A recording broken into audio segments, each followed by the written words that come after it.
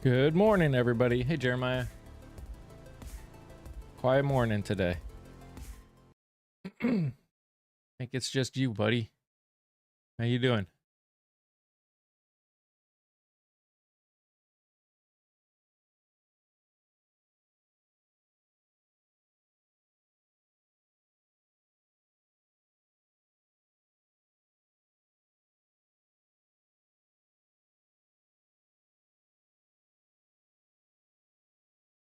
Listening while you're at work. I feel you. I appreciate you.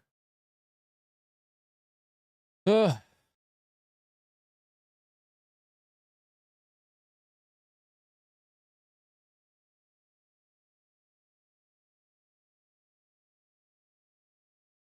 Kind of lurking. You're good. Well, then it's only you two. Guys, I read the 14 points of the MOU. Holy shit. Is it bad? Like, it's so bad.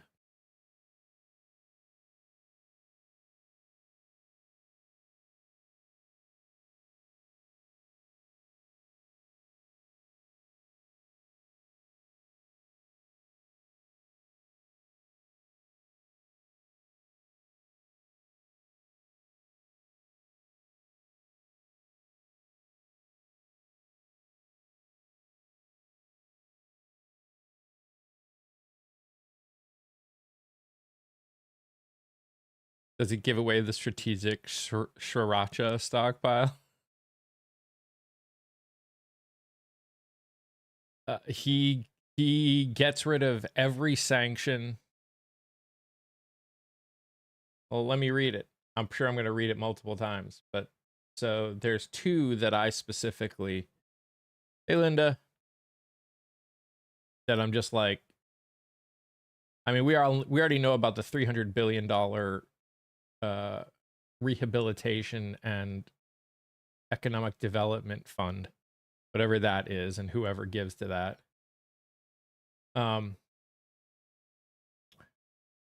Number 10 is United States undertakes that immediately after the signing of this memorandum of understanding and until the date of the lifting of sanctions, the United States Department will issue waivers. Oh, wait, so that's not the first one. Where's the first one? Oh, here we go. United States commits to ending on a schedule to be agreed upon as part of the final agreement all types of sanctions currently facing the Islamic Republic of Iran, including resolutions of the United Nations Security Council and the Board of Governors of the International Atomic Energy Agency, and all unilateral U.S. sanctions, both primary and secondary. So all sanctions are going to be taken off of Iran. Not to mention, oh, excuse me.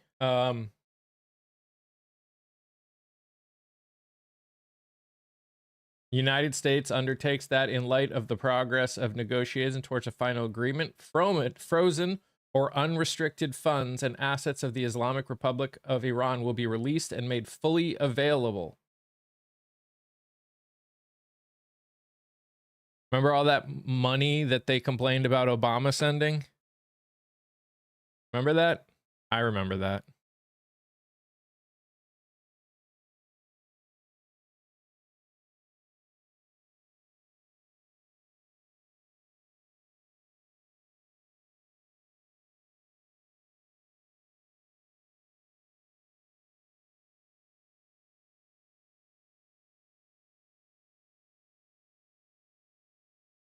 But they are also going to issue waivers for exports of Iranian crude oil, petrochemical products, and their derivatives, and all relative services, including banking, insurance, transportation, and the like.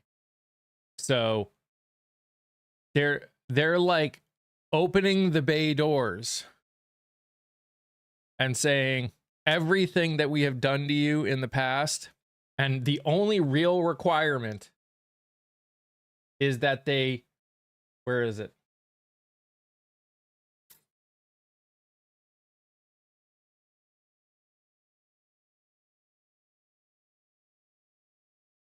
The Islamic Republic of Iran reiterates that it will never produce nuclear weapons. I want to make sure that you hear the word reiterates, which means they already said that they aren't. So they're going to make them again.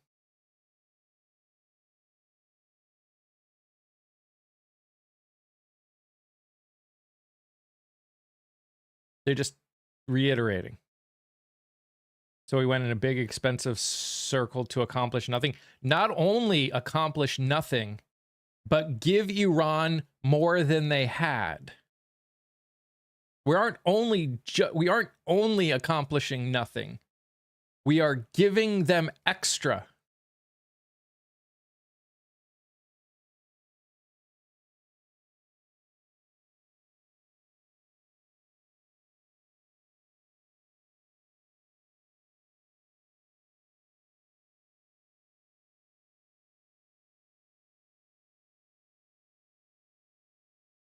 Like, this memorandum is wild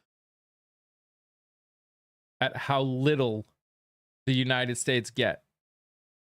Why are we giving them any money? Technically, it's their money. We're giving just like the $400 million that Obama sent. It's their money. But why in the case of how this is working out? I don't know, because Trump lost. That's why. Because Trump lost. And he's going to try and make this a win.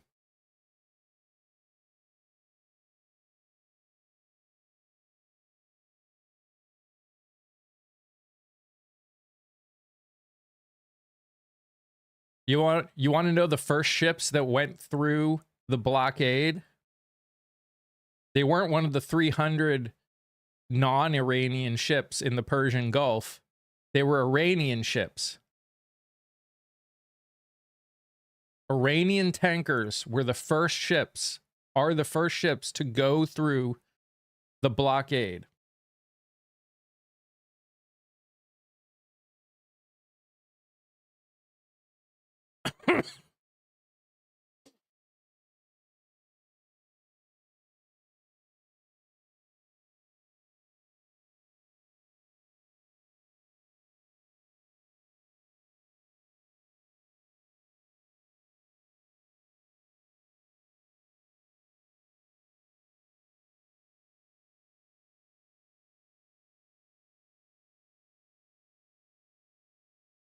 And those ships are probably going to go to either India or China.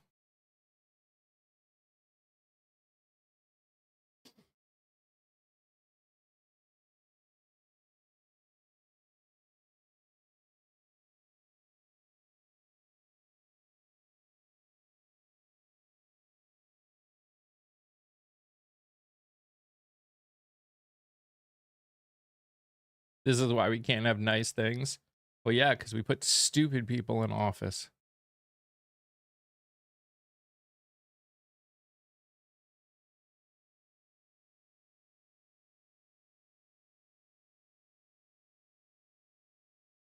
The other thing that I'm realizing more and more, and we talked about it a couple days ago, is we need to get rid of runoff elections and have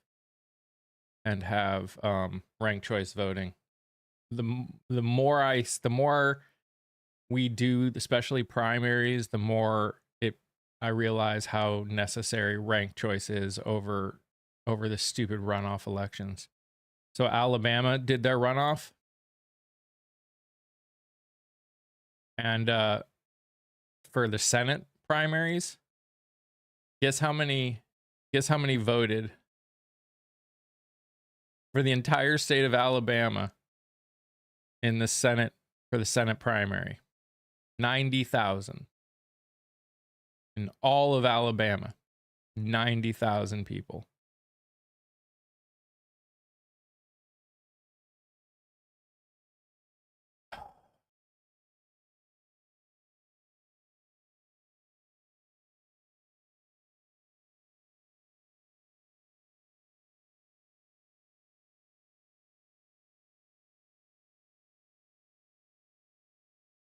I mean, it's Democratic side, but still. I know there aren't as many Democrats as there are Republicans in Alabama, but still, it's just So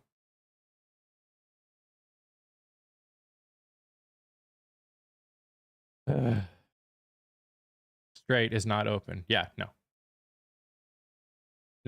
I've already read a couple reports from people that own a lot of the boats that are sitting in the Persian Gulf. What is a runoff? So if someone doesn't hit 50%, they take the top 2 people and they do another election. And whoever gets above 50 of the 2 people gets the nomination. So it's just asking people to vote again.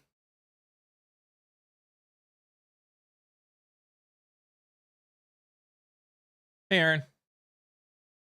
But yeah, I would be amazed if you start seeing boats go through even after the 30 days are hit, because they actually say that they've got 30 days to open the strait, which means the only real boats that are going to go through are Iranian ones, because they know where all the mines are. So all that's going to do is give Iran more money, because their ships are the only ones that are going to be making it through for the next 30 days minimum. And anyone that pays Iran.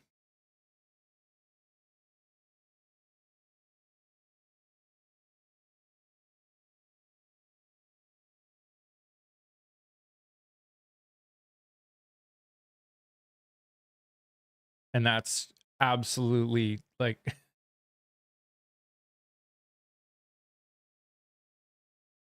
and again, what's going to drive me nuts is the amount of people that will say that this is a good thing.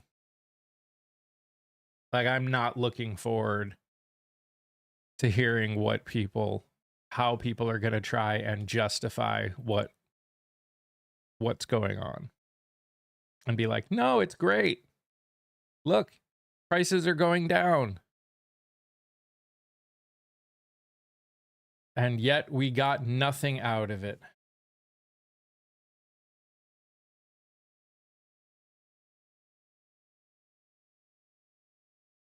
Never has there been a more incompetent administration than this one. I still don't know how people can sit here and say that this guy is the best president we've ever had. Like, look, you can make some arguments. I wouldn't agree with them, but you could make some arguments that he's not the worst. But to say that he's the best, come on. Like, let's be real here, right? Let's actually be real. Morning, meme.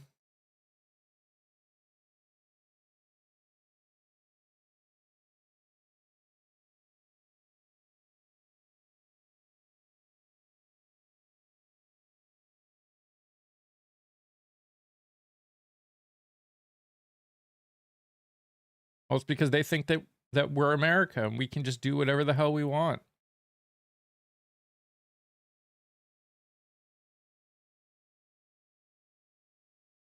And again, you are going to get countries to work with us to some extent, short term, because what they don't want is an economic battle, because their country suffers in an economic battle, not because we're somehow better, but because people suffer in economic battles, right?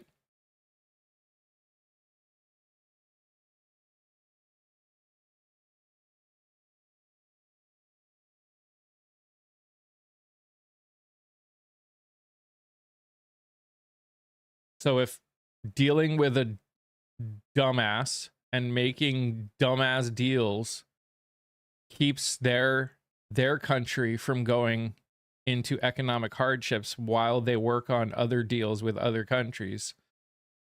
That's what they're going to do. And the funny thing is our people, his supporters, think that like we're somehow winning from all of this. And they don't realize that we're not, or they're not willing to accept it. One of the two.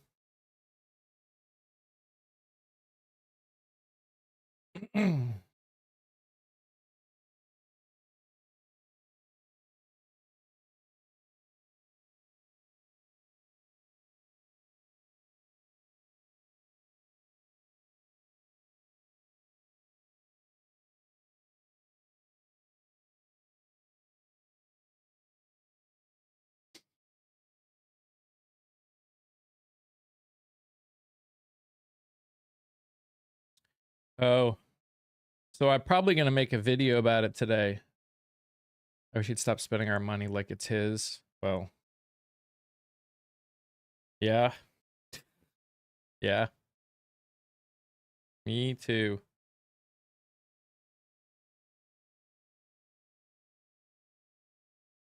Me too.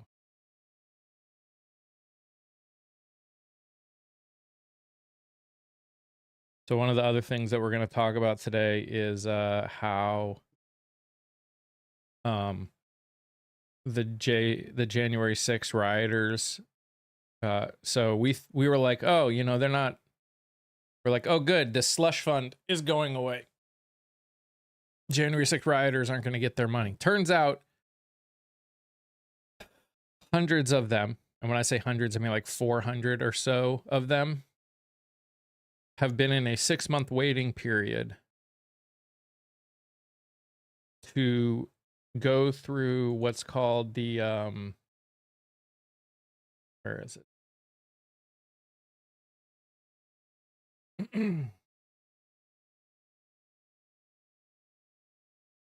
The Federal Torts Claim Act, which is how Michael Flynn got his payout.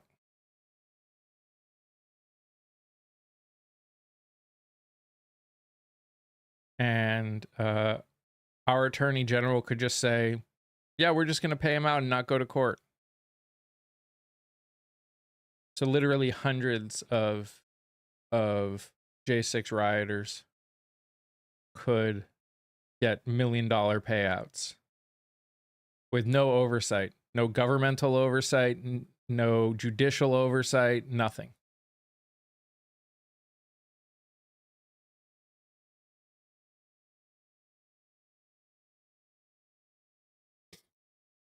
Most people here are not built for long-term struggle nationwide.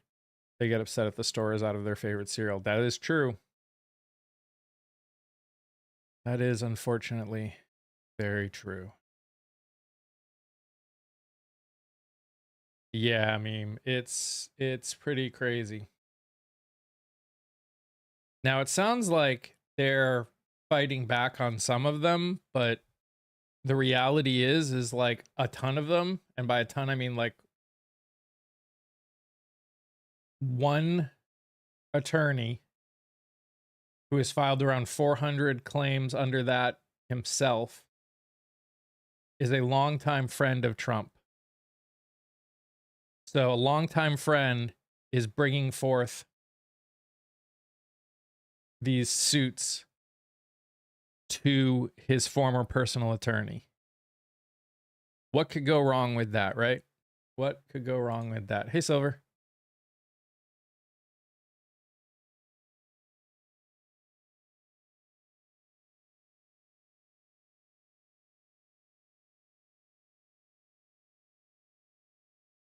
What could go wrong with that?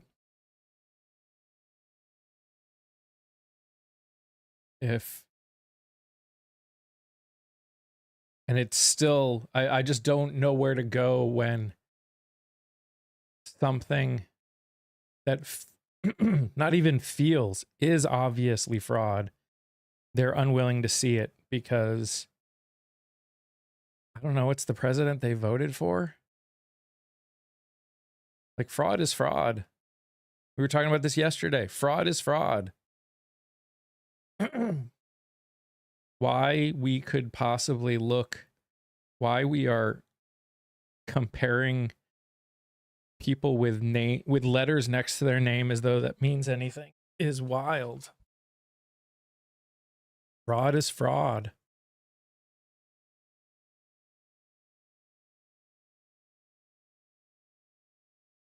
I had several bags of returnables I posted for folks yesterday. I had over 25 people wanting them. That's crazy.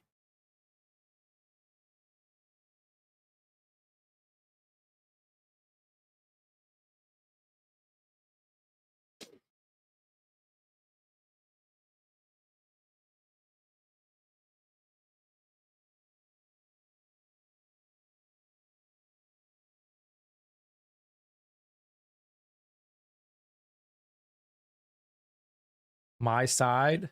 I don't have a side, Andrew. This isn't a sport.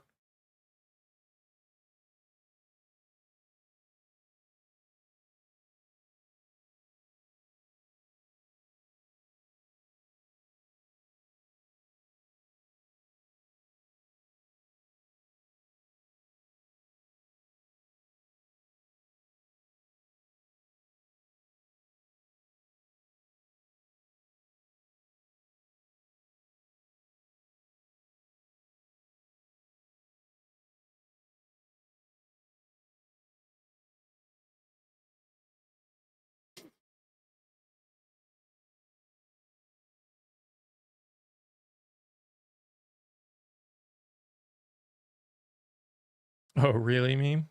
That's wild.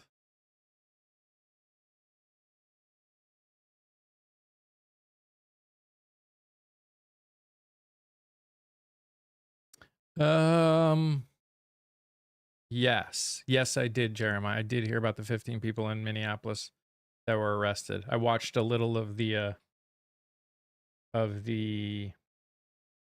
press conference regarding it.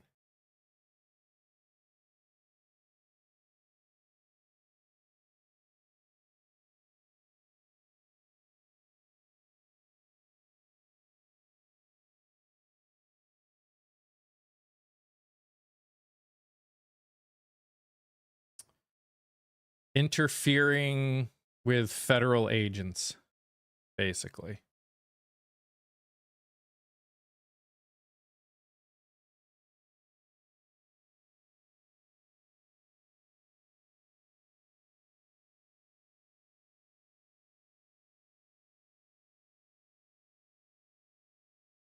Probably true, Silver.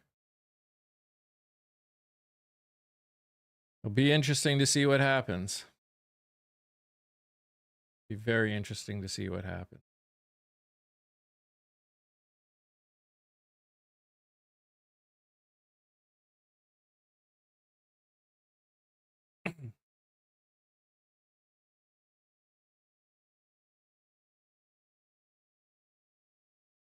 Yeah, when has that ever mattered to them, Jeremiah?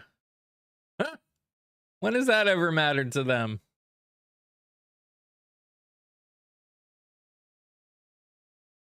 Again, that's, you know,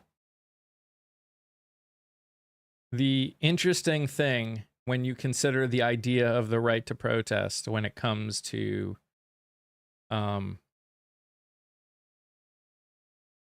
our society, to our government, is people protesting means that in their mind the government is doing something wrong. And if the government is doing something wrong, they're going to be against people protesting. That is just, it's like,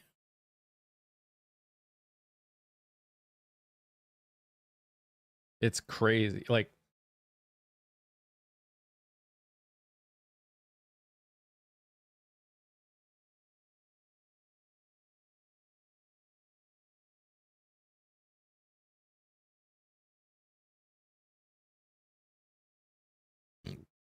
excuse me.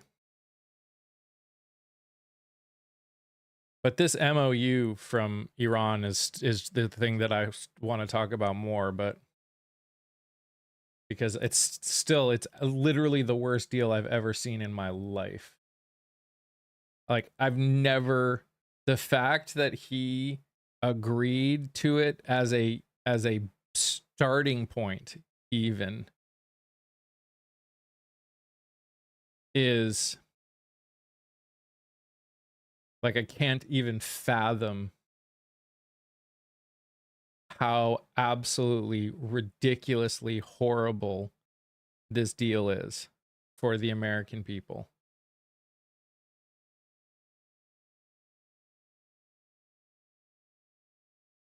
My trash can could have done better, Garpu.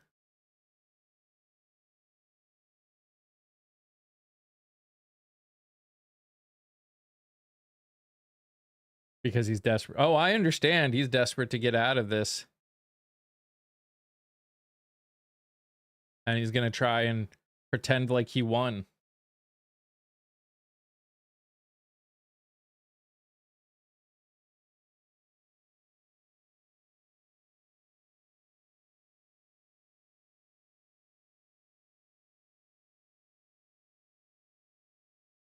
He doesn't care. He only wants the war over. Lower gas prices are all he is concerned with. Oh, I know.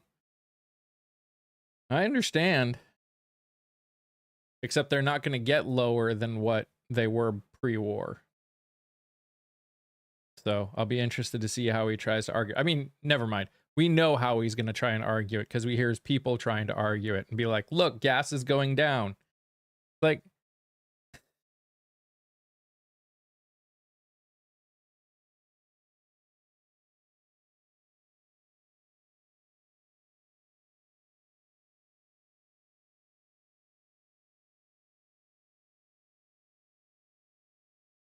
and the funny thing is still cheaper. No, it wasn't. No, it's not. It's not cheaper than when Biden left office. Hey, Kat. I'm doing good. How are you? I want to see what happens when BB continues. Yeah. Hey, OC. Hey, Minnesota mom.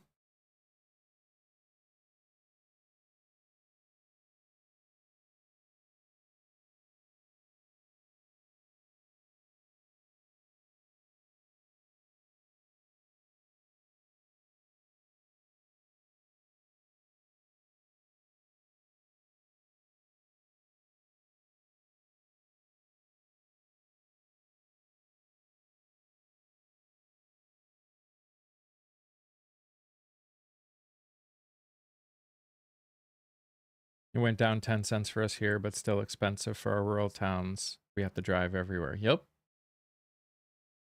And diesel is still insanely expensive, which is what affects the cost of everything that we buy.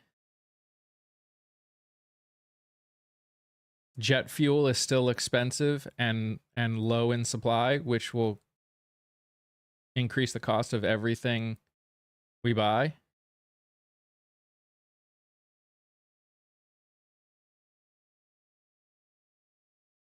You think 360 is very doable?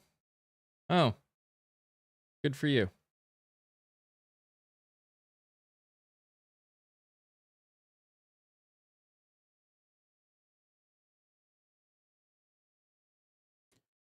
No way we're still doing this.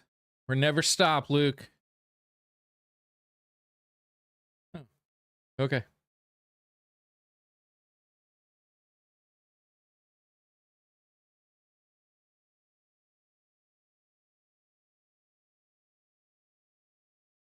Where do you want it at? I want people to be able to afford to survive.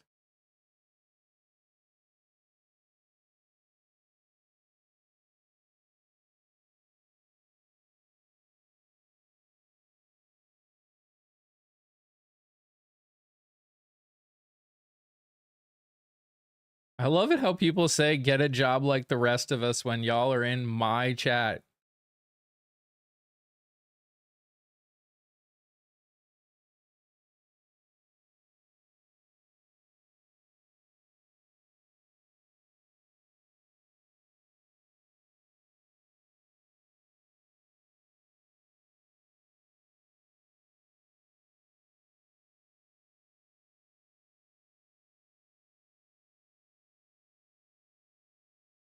I'm not spreading negativity.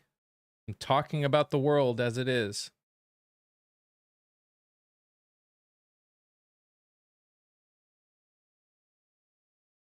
I work noon to 8. Okay.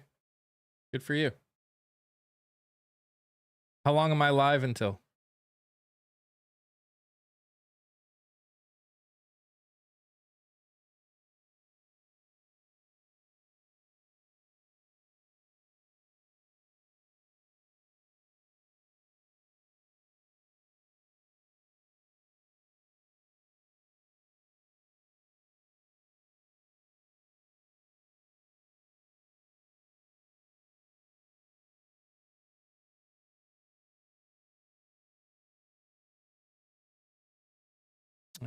Never mind.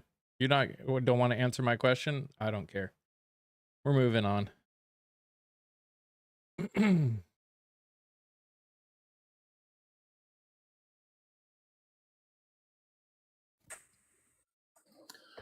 Yeah, by the way, the cost of gas, it's cheaper than when Biden was in. Cost of gas the day Biden left office was $3.12 a gallon. It is significantly more now.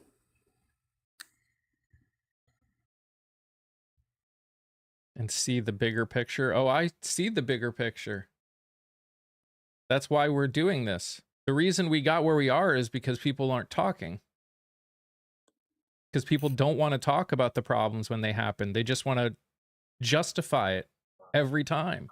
They don't want to hold people accountable.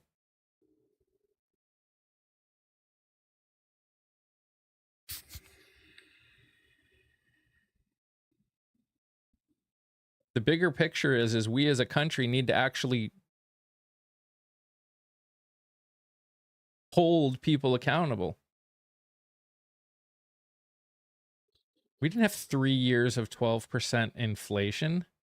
What planet are you on? 3 years. The highest inflation hit under Biden was 9%, and that was for a very brief period before it started to go down. Got as low as 2.3% when he was president.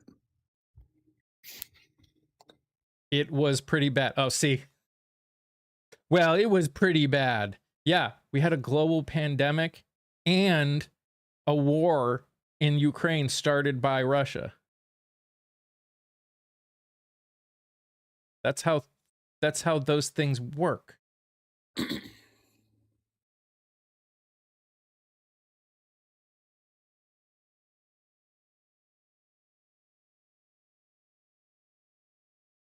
Neither of which were started by Biden.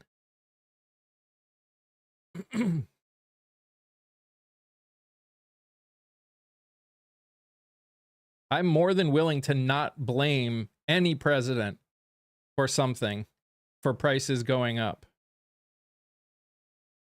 But our costs going up since this president has been in office have been completely and 100% because of the actions, the choices of this president and this administration. And currently dropping. Y'all don't care that it dropped under Biden. You just, all you remember is it was at its height. But now you want us to go, oh, well, it's dropping now. This is what I'm talking about. Biden didn't know how to solve problems with supply chain issues. And this guy does? Are you kidding me?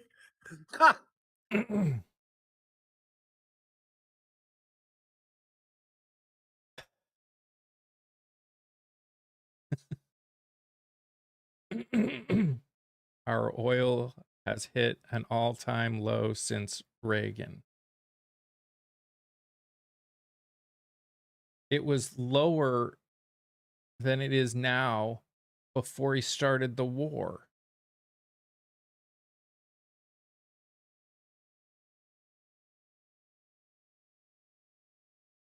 Our reserve, yes.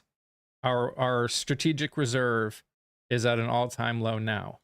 What's in the MOU? Oh man, so many amazing things. Like getting rid of all of the sanctions against Iran, all of them. A $300 billion rehabilitation and economic development fund for Iran. All that's really required of Iran is to open the strait and reiterate that they won't have a nuclear weapon, which means that they already said. You've seen it, but Congress hasn't. They've all seen this. It's literally out in the news now because they've all gotten copies of it. The Trump hasn't officially released the official signed one yet, but everyone gets it. Do you guys understand how the world works right now? This is the funny part. Everyone. There was even an interview with the Prime Minister of Canada who's like, I haven't seen the official one, but we got a copy of it. And then they said, who gave it to you? And it said, we've got our sources just like you do. Like, guys, welcome to the day of the internet. You know, Trump is saying that Iran promising not to build a nuclear bomb is somehow some sort of flex for him. It isn't. Iran is already a signatory to the Nuclear Non-Proliferation Treaty. So years ago, they promised not to build a bomb. So that's nothing what he got. Zero. But let's look at some of them.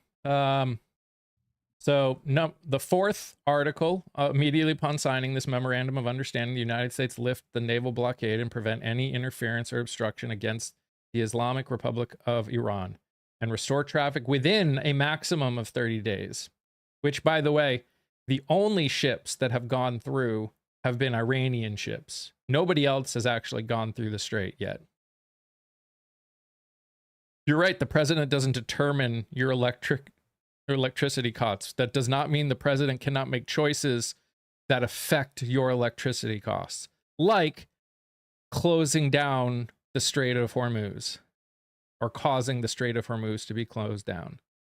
Again, no one is saying, so now you care. Now I care about what?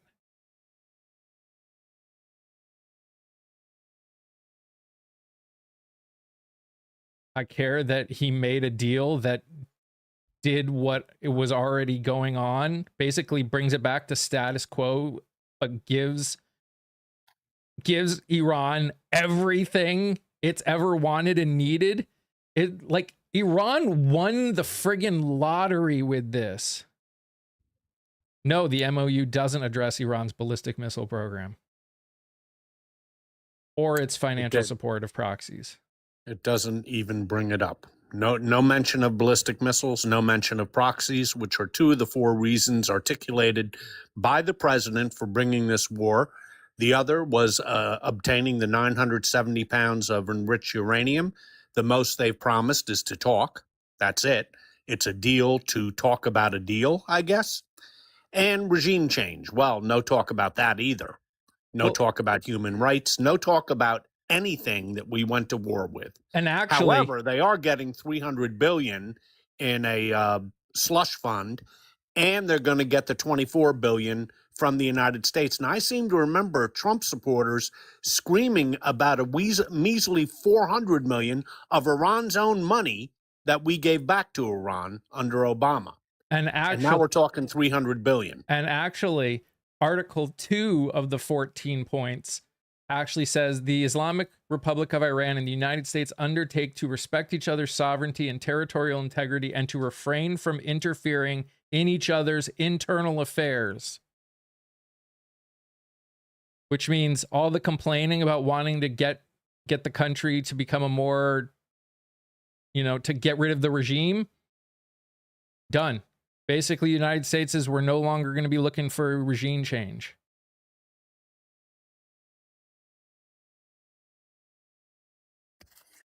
This is basically a proposal written by Iran and okayed by Donald Trump, who really doesn't care. He just wants to end the war. He wants to see the straits opened. He wants to see gasoline go down a bit before the midterms. And that's all he cares about. The long-term geostrategic interests of the United States and any of our Persian Gulf allies, they just got thrown under the bus. United States commits to ending on a schedule to be agreed upon as the final part of the final agreement all types of sanctions currently facing the Islamic Republic of Iran, including resolutions of the United Nations Security Council and the Board of Governors of the International Atomic Energy Agency, and all unilateral sanctions, both primary unilateral US sanctions, both primary and secondary. And you know what that means? It goes farther. Ready? Where is it? The United States undertakes that immediately after the signing of this memorandum of understanding and until the date of the lifting of sanctions, the United States Treasury Department will issue waivers for the exports of Iranian crude, petrochemicals, and their derivatives, and all relative services, including banking, insurance, transportation, and the like. And there's also, where's the other one? The United States undertakes that in light of the progress of negotiations towards the final agreement, frozen or restricted funds and assets of the Islamic Republic of Iran will be released and made fully available. Remember those $400 million you guys whined about that Obama gave? He's releasing all of them. Total of about 24 billion. 24. A little bit more than 400 million. 24 billion.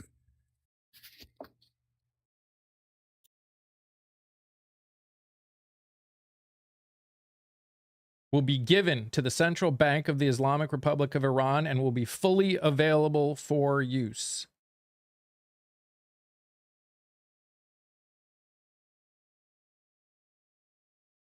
Oh, winning, Jim. So much winning.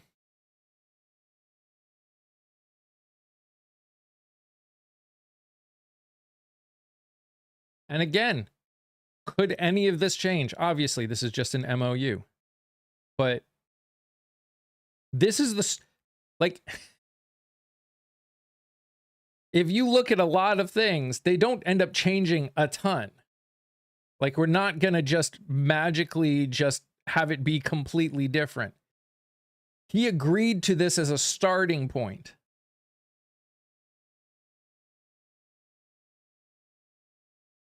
The most you're going to get is some slight changes in each of these articles. You're not going to get like articles just completely taken out. This MOU shows that Iran has all the power because they're the ones getting they're getting everything they want. And all we are getting is a reiteration of something that already existed.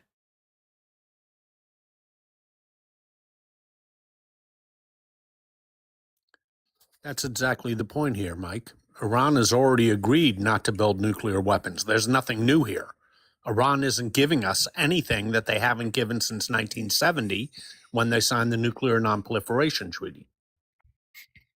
In other words, Iran could benefit more. I mean, technically, sure. That is, what is a memorandum of understanding. So it's the preliminary deal, basically. They are going to, within, basically all we've bought ourselves is a 60-day ceasefire. That's what this has bought us. They have 60 days. They have 30 days to open the strait. And then 30 more days after that, in these 60 days, or I guess technically 60 days after Friday. I don't know if when it's officially, I guess it officially started when they signed it yesterday or 2 days ago. They've got 60 days to either have a deal in place or they can extend the ceasefire and keep negotiating. Which, by the way, they will, because President Trump wants no parts of further conflict with Iran. He wants no parts of it.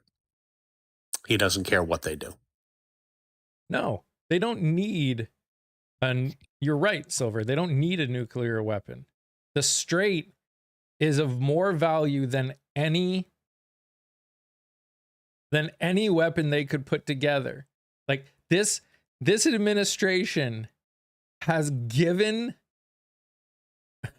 Iran all of the power. That's right. Control over the Straits of Hormuz is control over 20% of the world's oil flow and 20% of the world's natural gas. And we have gifted Iran a permanent chokehold, de facto control over the Straits of Hormuz, if not de jure control.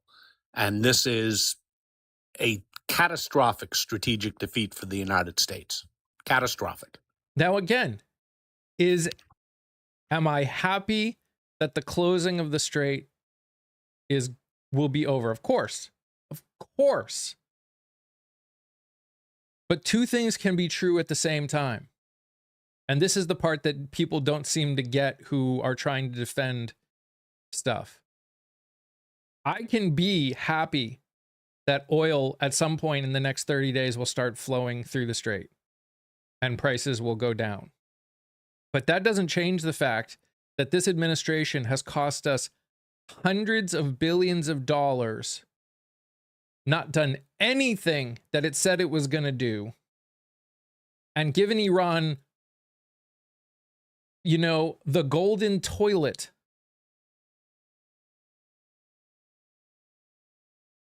You think this isn't going to fall through? It could. It absolutely could. Yeah, and we've given Iran leverage now over the entire world. That's the big issue here, Mike. They have a card now to play, and they will play it, and they will play it numerous times. Anytime they feel threatened, anytime they don't like the look of us, they are going to shut down the Strait of Hormuz, and there's nothing we can do to stop it. We're not going to keep a permanent military structure there in order to resume attacks on Iran. That's not going to happen. So they can yank that choke chain anytime they want, not only for this administration, but for all future administrations. We are really in a hell of a mess here. Because again, what is the ultimate? So again, say we sign something and Iran decides files won't hold up in court, worthless. Okay. Thank you for letting us know that you don't care about kids, but good job. Say Iran decides to go against whatever they end up signing. Let's just say, what are we going to do about it? Start another war that closes the Strait of Hormuz again?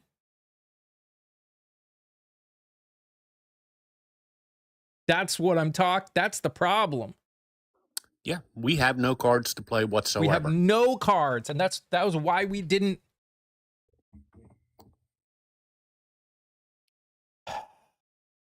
Accountability does not require jail time. You seem to be misunderstanding the idea of accountability.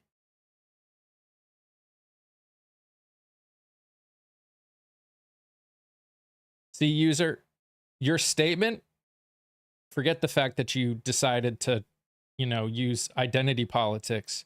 This has nothing to do with whatever party you associate with. If you decide to be okay with the wasting of billions of dollars because someone else wasted billions of dollars, in your opinion, means you don't actually care about waste, fraud, and abuse. You just care about winning. This conversation is about fixing the problems we have. And both Scott and I agree, there is a lot of waste and fraud going on in our government. A lot. And it's not just one party all the time. Do I think it's more from one party? Absolutely. Absolutely. But do I think it's 100%? No. We are against any waste, fraud, and abuse. But anytime anyone comes in and says, "Oh, but the Democrats," I don't care what letter is fucking next to your name. What part can't you get about that? I do not care. Well, plus he opens up his comment with the corrupt, cheating demon rats. When somebody opens like that, you can pretty much rest assured sure. that you can pay no attention to whatever else they have to say. But this is for everyone else that might be listening too, that wants to bring up Minnesota or California. It's like, if you aren't willing to point to also be just as mad about the known fraud and abuse in other states, then there is no conversation that can be had. I don't know, Garpu. In the end, I don't know.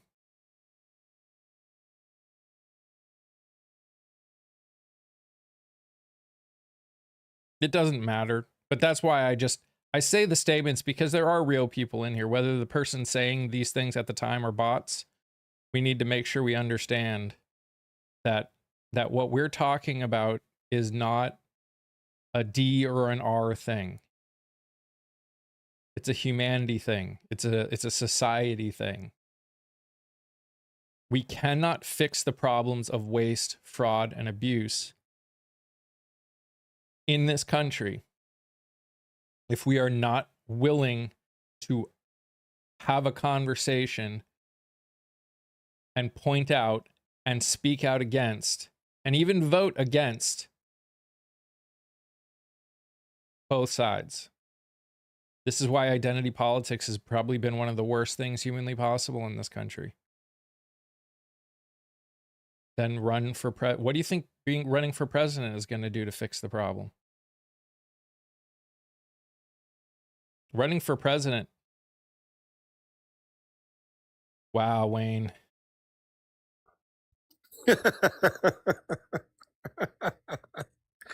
Oh, God.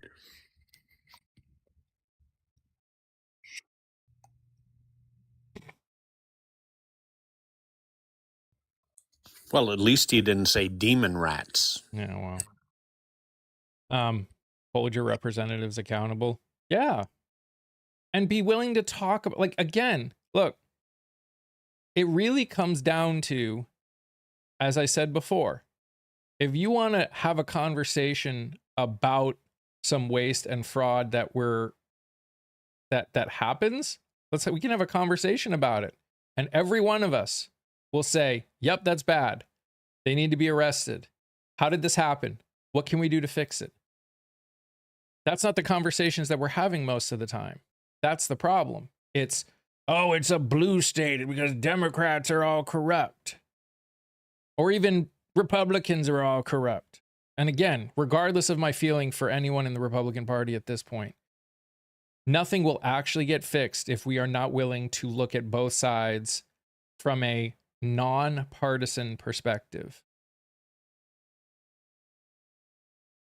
Because Democratic Party, Republican Party, they are corporations. They are entities. They aren't people. You aren't a Democrat or a Republican or anything. You may identify as it, but you aren't anything.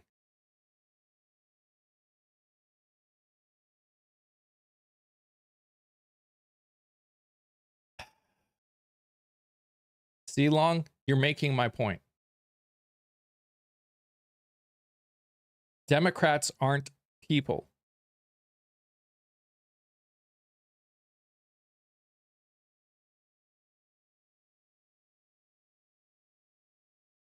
And as long as that is your response to things that you don't like,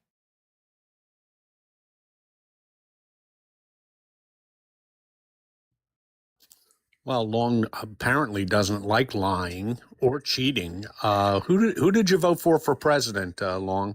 Who'd you vote for? You don't even know what communism is, and communist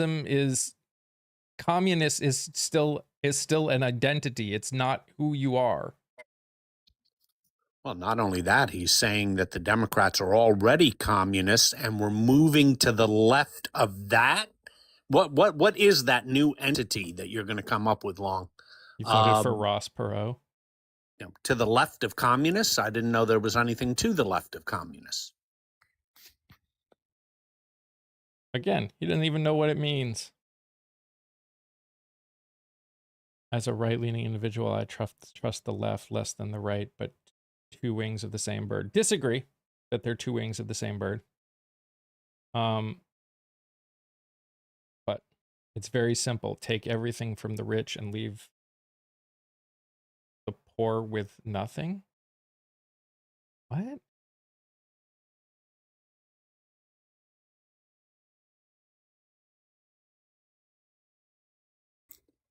You want to try that one again, Long? Because you're not making any sense with that statement. Morning, Philip. Did you see what Cornyn posted about Susan Collins? I didn't. Please let us know.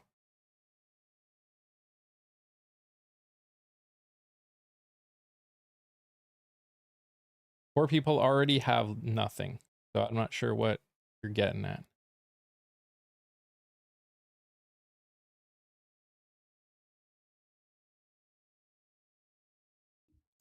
And besides, taking away money from the poor, wouldn't that be like taking away their subsidies under the ACA? Wouldn't that be like taking away their SNAP benefits? And wouldn't that be like taking away their Medicaid, which happens 2 weeks after the midterms?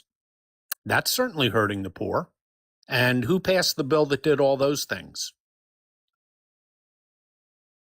And I want to ask, because again, JC, you say you're a right-leaning individual, you trust the left less. Why do you trust the left less? As people who would consider, as two people up here that consider ourselves left or center left, Newsom spent $24 billion on the homeless, and there's more homeless. Come on, fellas.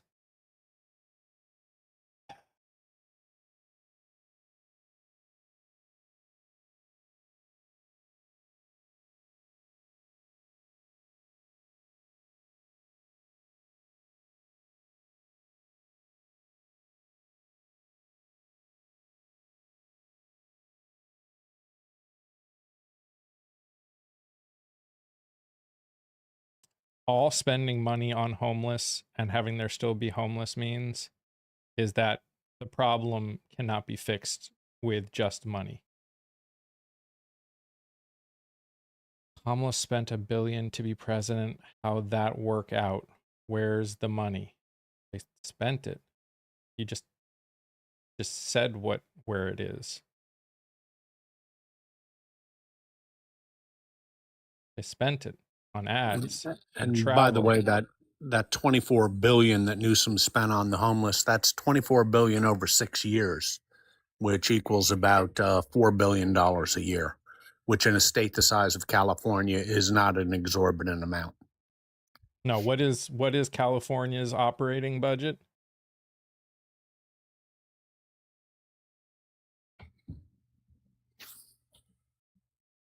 Left versus right, infighting is a manufactured divide.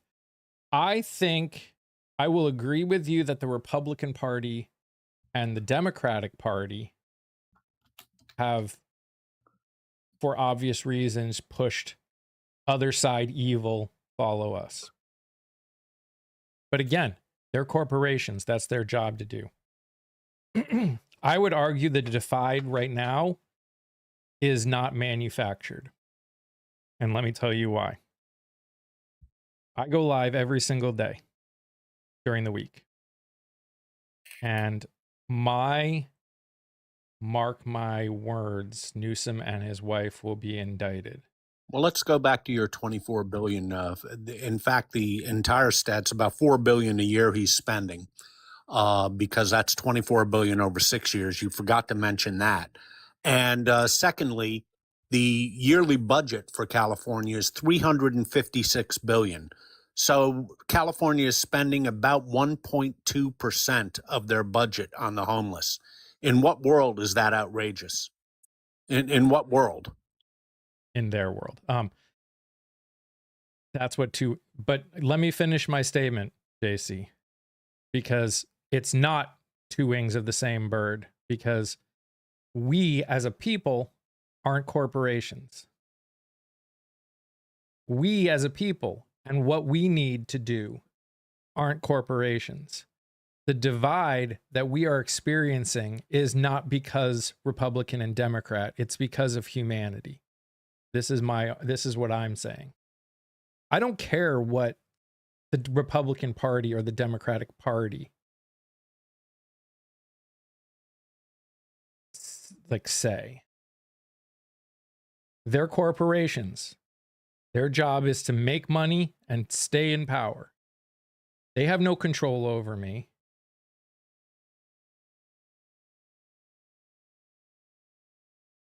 In my opinion, the divide is because, no, I disagree.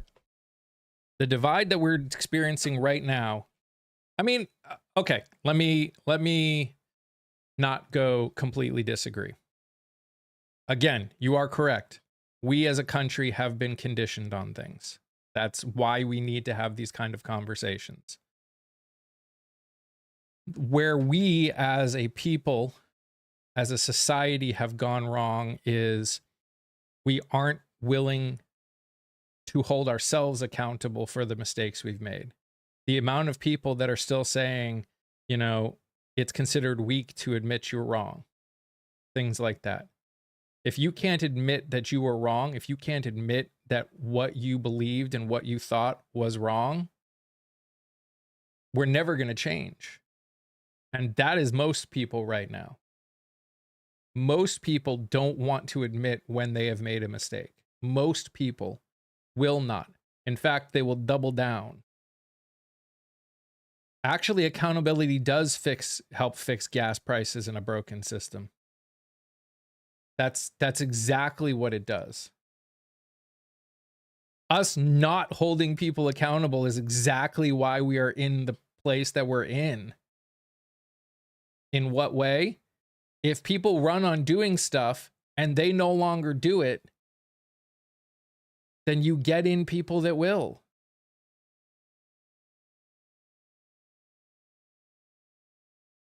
Enough of this Epstein BS. Who cares? Excuse me? Excuse me? That's fine, but that's basically a different conversation. No, it's the exact same. It's the exact conversation we need to have. 90+% of people who run as incumbents win because people don't pay attention, because people don't care, because people aren't willing to do the work to hold their people accountable. 15 to 25% of American voters vote in primaries, which means that the choices, Democrats eat their own. Ask Swalwell, ask Biden, ask Kamala.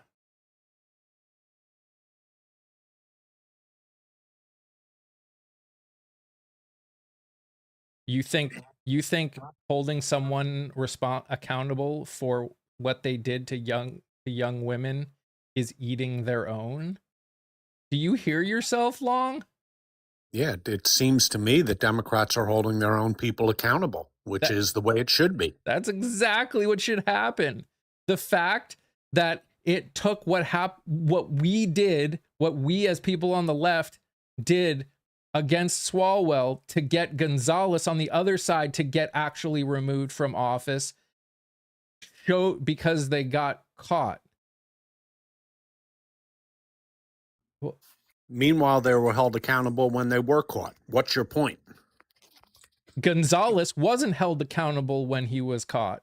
It took Swalwell getting caught and having him removed to even get Gonzalez removed. Because people, my point is, they are all corrupt, all politicians. Okay. So you're saying Trump is corrupt?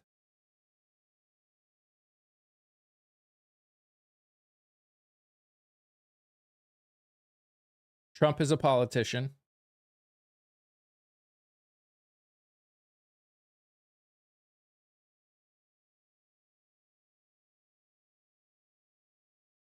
The guy is not corrupt. See? Literally everything you just said up until this point means nothing. They can't do it, can they? They just can't You do it. literally just went against your entire statement in one. Oh my gosh. That exact reason. Let a MAGA speak long enough and they will disqualify themselves. This probably isn't the room for you. Why isn't this a room for you, JC? I appreciate you being willing to be here and talk. And it's possible you misunderstood my point. Misunderstanding doesn't mean it's not a place. There's not a place for you here. I do agree both sides have a problem. Let me put it to you this way. I always like to use the example of the Republican Party and the Democratic Party are two rooms in a house. The Democratic Party's room is an absolute pigsty. It's a mess. It's gross. It needs to be cleaned up. The current Republican Party is the same amount of mess with a giant pile of shit that is set on fire. Yeah, we got to clean both. But the shit with fire in the center is a lot bigger problem right now. We both need to be willing to say that they're both a problem, though. The Republican Party at least has a nice lawn. No, they don't. They just put a friggin' UFC cage on it.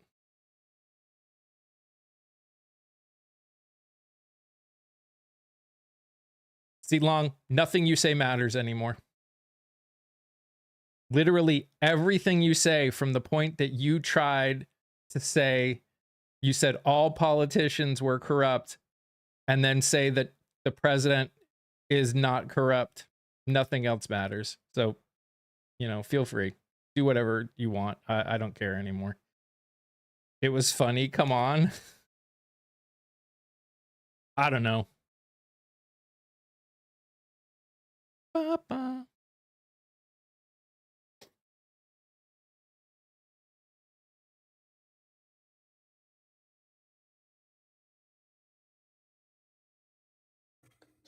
They are some more than others. Not quite sure what you're getting at, but keep digging. You're doing a good job of digging your own grave here.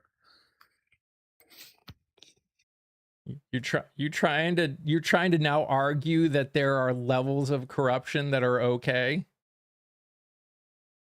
Is that what you're trying to argue now? Well, the president is corrupt. He's just not as corrupt as other corrupt politicians.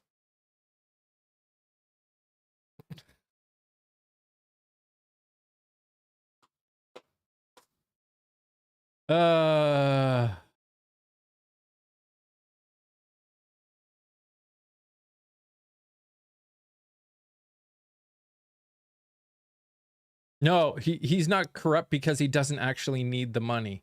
Except his corruption is actually using, like, a lot of his corruption is using his status as the president to make lots of money.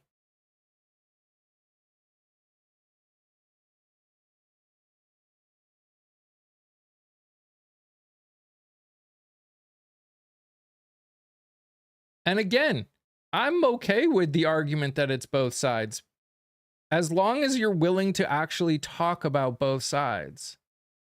When your goal is to make one side seem specifically worse, then the both sides conversation doesn't fly.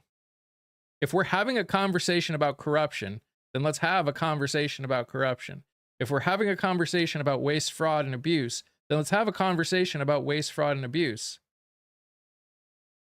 But let's talk about what's going on now and how we can fix the problems that are going on now. Long-term fixes.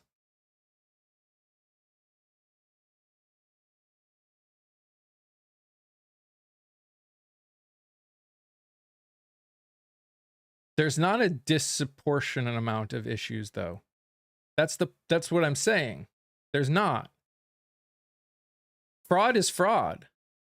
And yeah, we need to look at the sources, but the source is not a party. The source is people. Human beings. That is the source. And yeah, not a party. It's not a, it's, that's what I'm saying. Nope, nope, nope. See? Fraud is fraud no matter what. If you're going to sit here and now go into the Democratic City side of things, you're losing it. You're losing it. I'm sorry. If our goal is to fix things, then we need to fix things. If fraud is a problem, then let's look at why so many people are doing it, or how they're doing it, or what they're using to get through it. And let's try and fix those problems. The second you sit here and say, no, it's democratic cities,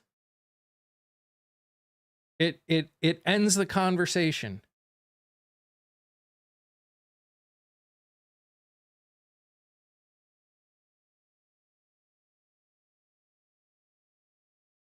That, as long as we continue to do these kind of identity politics, nothing will get fixed. That's what I'm trying to tell you. You can sit here. Most people that call themselves conservative or even progressive don't actually know what they mean by it. I'm not a Democrat. So again, your statement about this is false. Do you want to actually have a conversation? Or do you want to sit here and say the reason that I don't like it is because my feelings are hurt? Prove that it's false. I've been not associated with any party for the last 30 years I've been able to vote. I've voted for Republicans and Democrats throughout my life. I don't care.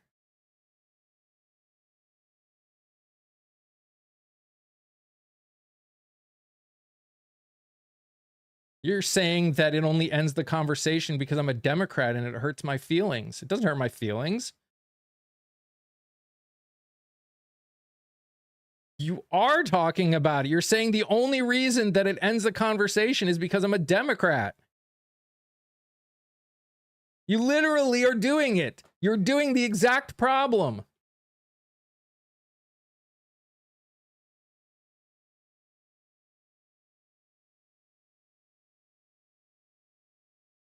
Oh, see, now we're done. Goodbye.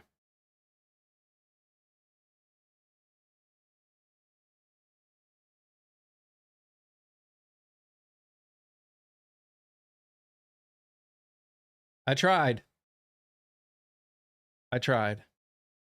Can't say I didn't try.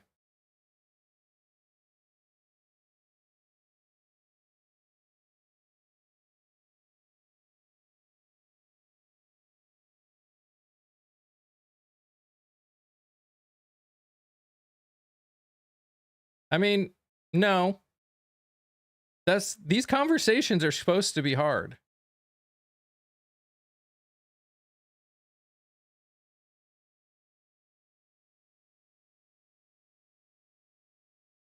Some people won't listen. You're right. They won't. But you never know who's listening to me talk and watching the chat and might actually be listening.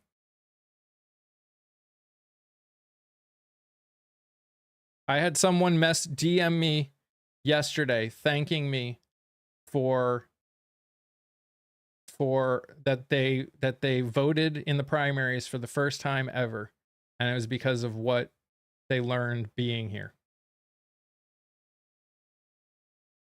That feels like a victory.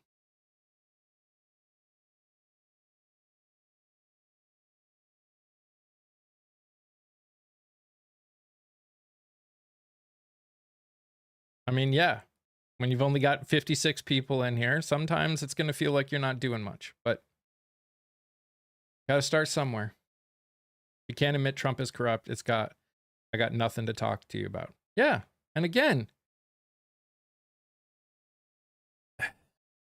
moving forward requires to an extent cleaning the slate. And I don't mean literally cleaning the slate. I mean, if you agree there's a problem, then let's look at the problem. Forget D's and R's and any other letter next to your name. None of those matter. The problem matters. And if there are aspects of our political system that make fixing those problems harder, then let's look at fixing those problems. Let's look at fixing those aspects.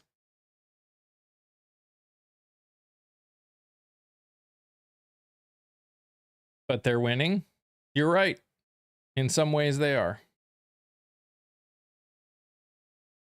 Which is why they don't want to have these conversations. But unfortunately, this is a problem that we caused ourselves by, as a whole, just wanting to put band-aids on the problems and not actually wanting to have these kind of conversations.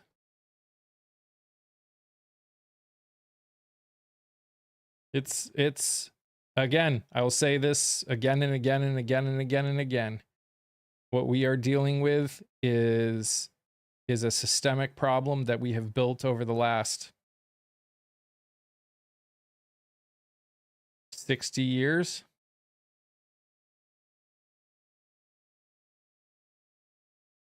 Especially.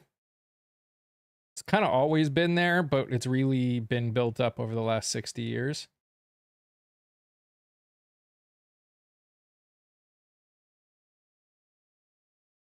You don't turn the ship quickly.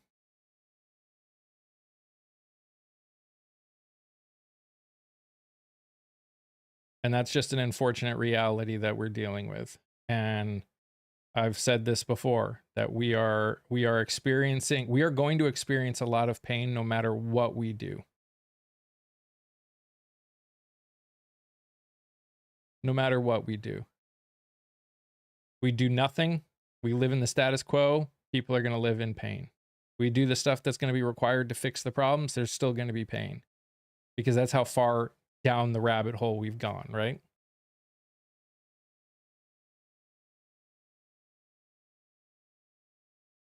I've decided MAGA are all closet cowboy fans. They're enjoying winning for the first time since '96. Well, yeah, I mean, look at the person. He's like, oh, why are we still talking about the e-files? Move on. It's like, are you serious? Really? It's funny, before the election, all they wanted to talk about was the files. Now, all of a sudden, it's a verboten subject for them. But, I mean, is that a shock? He has done nothing that he said he would do. Not really. He hasn't made life cheaper. He hasn't gotten rid of the debt. He hasn't even started. He started a war.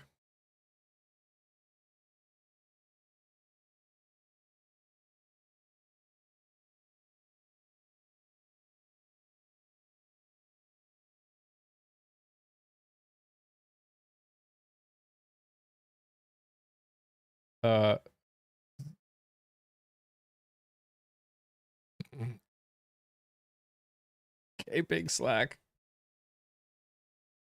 Oh my gosh.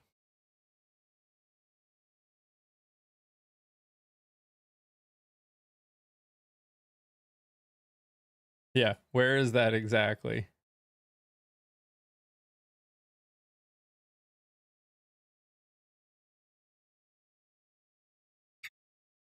Yeah, Vonda, Antifa comes up anytime there's an election. All of a sudden, Antifa is reborn. That and caravans. I'm surprised Fox News well, we're a little bit early. Come August, Fox News will have tons of stuff on caravans. That's their pre-election story. It's the Red Scare all over again. No one knows what any of that means. They don't care what any of it means. It's not about It's not about having the conversations. It's about being right, and it's about fear. And again, I don't know how many times I have to say it. And obviously, this kind of conversation is not making the kind of anger that people like, because it's not, people are not hanging out today. But guess I'm not as entertaining today. But innocent people, if you are willing to believe and understand that people that loved America and cared about America and Americans lost their life and had their lives ruined because of the Red Scare, you aren't willing to live in reality. Were there some bad people? Possibly. Sure. Yeah, probably. I don't know. I didn't see everyone. But I know what, I've read enough history of what went on in this country during it to know that good people that cared about this country had their lives ruined or lost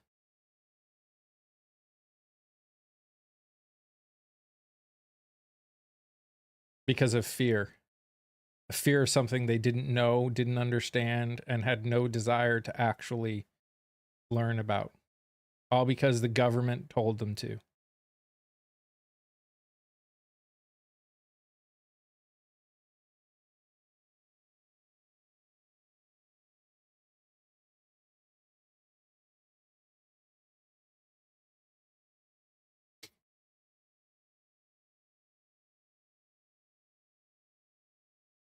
I also hear he's turning something into a rally now. Is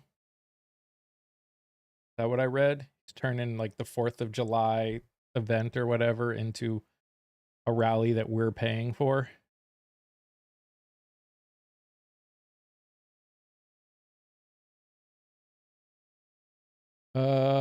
Arizona primaries weren't yesterday. So the only primaries that were officially yesterday were Oklahoma and the District of Columbia. Alabama and Georgia had runoffs.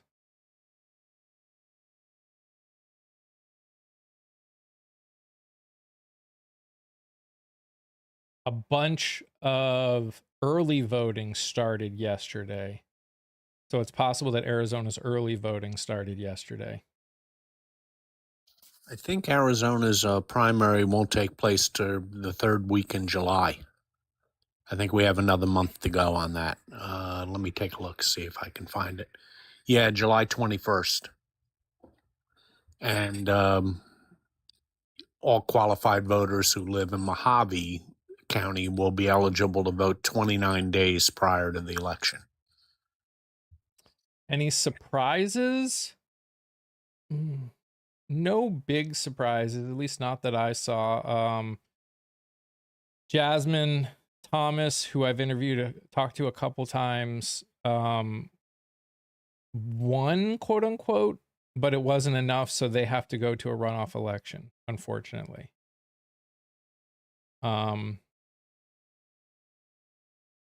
Cindy Munson, who I was supposed to interview, won hers by a lot. Although, again, I don't know how many Democrats are actually in Oklahoma, but only 170,000 votes were even cast for governor on the Democratic primary side. Excuse me. And again, I don't know how many registered Democrats there are in Oklahoma, so. Well, there's got to be more than that. That is an atrocious turnout. But even on the Republican primary side, 200, 300, 375 ish.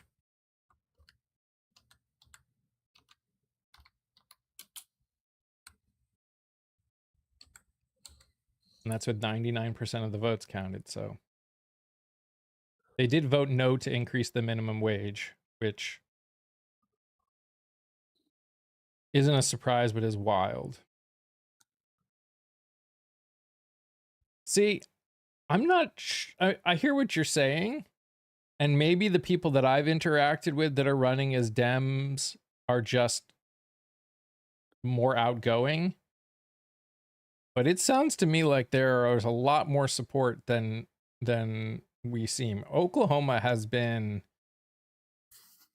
suffering under Republican rule.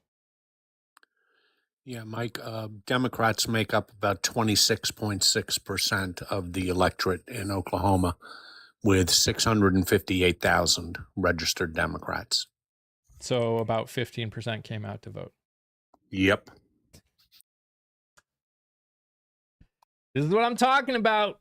This is what I'm talking about. And Republicans are roughly twice the size of Democrats in terms of voter registration. So about the same. Yep. So there you go. About 15%. And as long as this is what happens, we're going to get what we vote or don't vote for.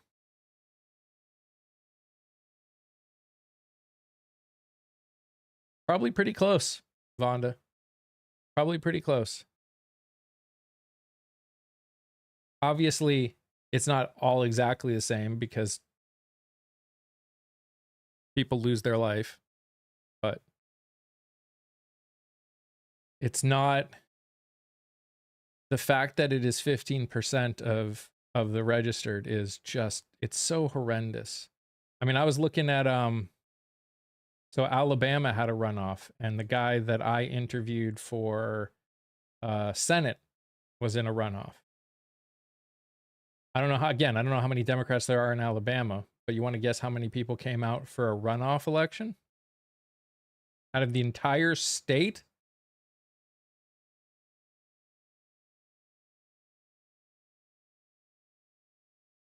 $91,000. Good Lord, that's terrible. Now, again, I understand runoffs are even lower, but geez.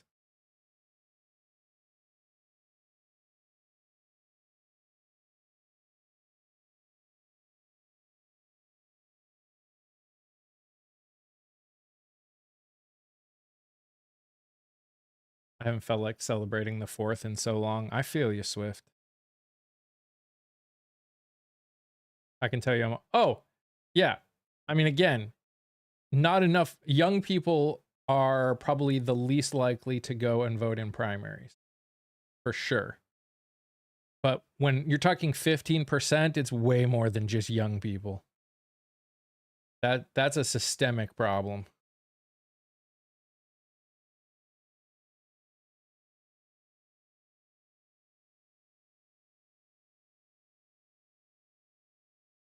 And it's sad. I mean, Pixley, the who was running in District 4 did not win his, unfortunately. Did not win his primary. Lost by 9 points. A little less than 9 points. Out of his whole district, I want to guess how many people voted in that primary? Which again, every district is anywhere between about 700 to a million people. Mike, how many people did you say showed up to vote in the Alabama runoff? Total? Total? I was just saying, Yeah. the Democrat or total? Total. Oh, total was more. That was around 400,000 total. So about 13% of the registered voters. Yeah. And I assume most of them were in the Republican primary. Am I correct? Oh yeah. Yeah. But in that House seat where Jeff Pixley was running, there were 33,000 votes total in an entire district on the Democrat side. And part of his district is really close to Oklahoma City. Like a good chunk of his district is really close to Oklahoma City.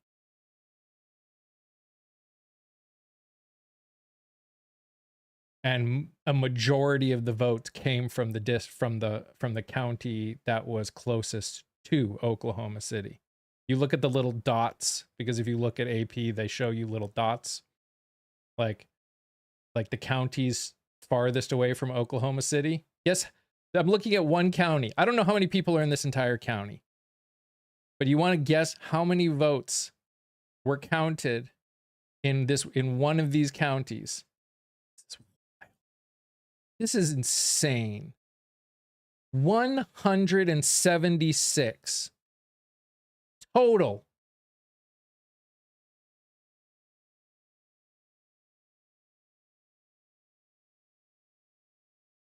Heck, even on the Republican side, only 752. You know, the sad thing is, you talk about a participatory democracy, which is what we're supposed to have here.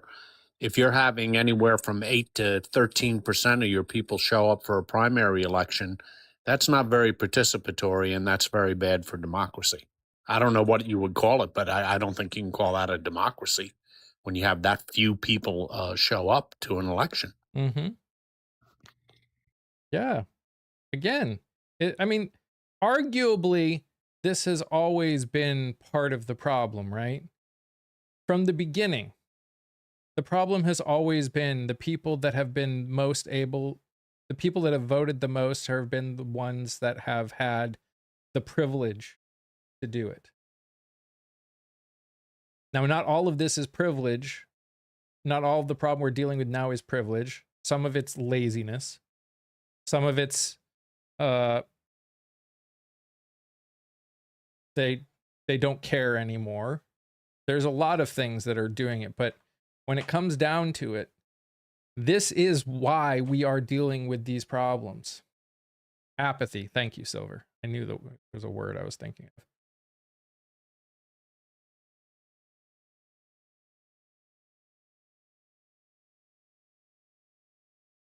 And it's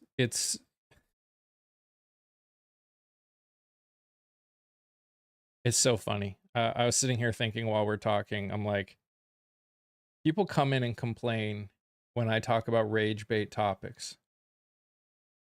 But then when I don't talk about rage bait topics and I talk about actual things that matter, people don't come around. This is one of those times, guys, where I just feel like, you know, I struggle with my own level of apathy sometimes.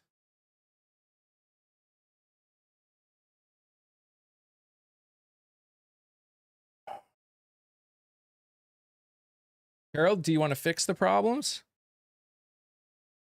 Or do you want to just blame a party, which is not a person, by the way? Anyone can put any letter next to their name. Do you actually want to fix the problems that we have in this country? Or do you just want to blame people? Your Gen X apathy is in your blood. Fair, but also, I don't think the apathy I'm feeling right now is because I'm Gen X. I think the apathy I'm feeling right now is because I'm working my butt off every single day. And there are days where it does feel like it's not. You know, I've had talks with people and they know who they are about what I need to do differently if I really want to turn this into a business. But then there's a part of me that's like, I don't know how I can turn what we actually need to get done into a business to change things. And maybe that means I can't turn this into a business. I don't know. Harold, you're not actually answering my question. You're just responding to other people.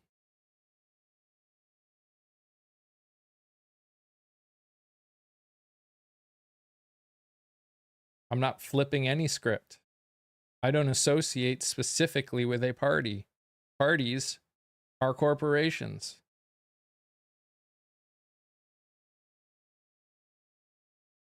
If you aren't willing to see the problems, the actual problems for what they are,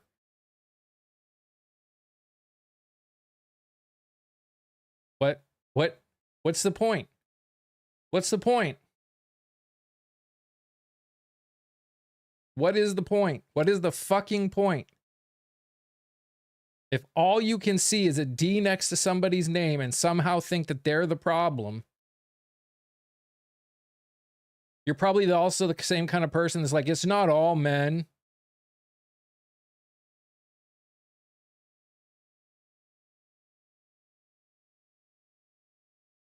You're more than willing to blame anyone with a D next to your name, but you're never willing to actually point out any faults that you or your people have. How can we fix a problem? There is no problem in this country that is 100% specifically associated with one political party.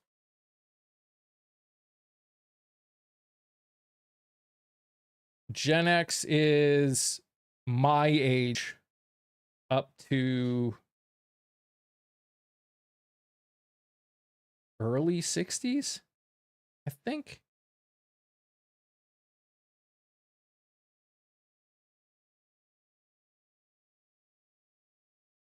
Up to 61.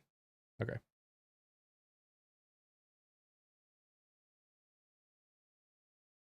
I am literally on the end. I am on the cusp, literally. I am the youngest Gen X.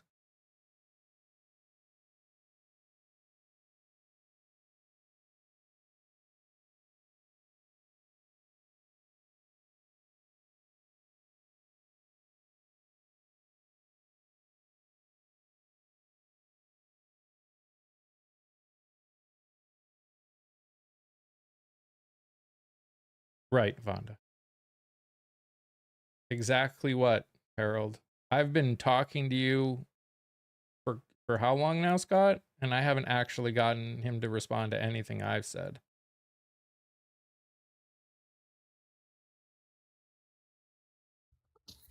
If it doesn't fit on his talking points, he won't answer it. I guess. And again, look at this comes down to even when we're talking about like this 14-point MOU thing. If you don't have the capability of holding anyone accountable for the shit things they have done, how can we ever expect to fix the problems? Everybody, no matter what party you associate with, whether you even ones that associate with no party, you have the ability of making absolute shit decisions. Iran was a shit decision.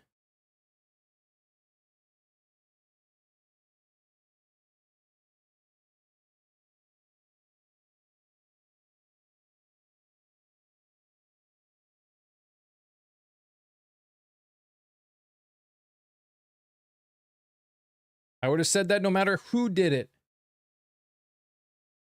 If you went into Iran with the goals that this administration did, you would have been called out. Straight up. Don't care. Mamdani could have done it, and he would have gotten called out by me. And I love Mamdani.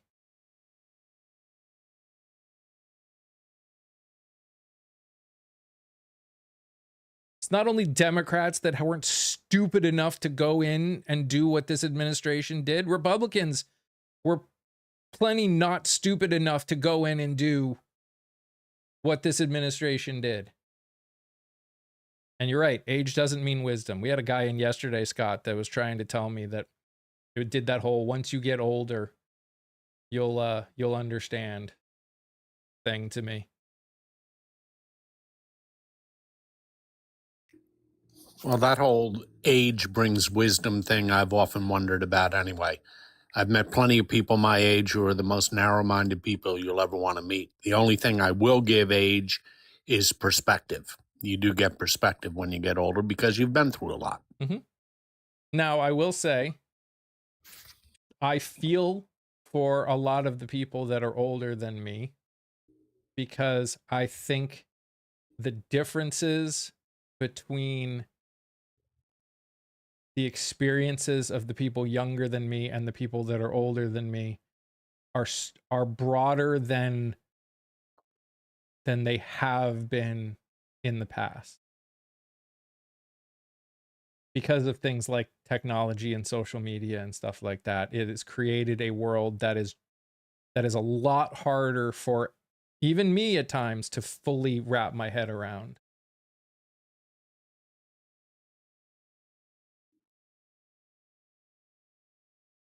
But, you know, that's why it's important to have empathy and to listen and to try and understand what it's like. Like, people that it's okay to understand that you don't know it all. I know there's a lot of people in this world that think that admitting your faults or admitting you don't know something is, again, a sign of weakness. It's not. That's reality.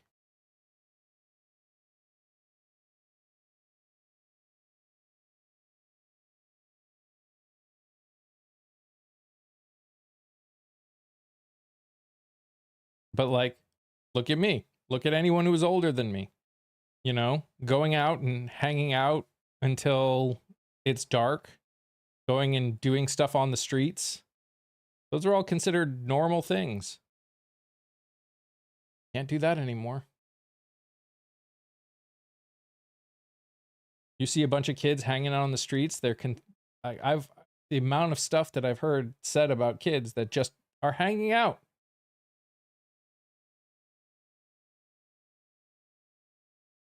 Like the video I made about the loss of third spaces.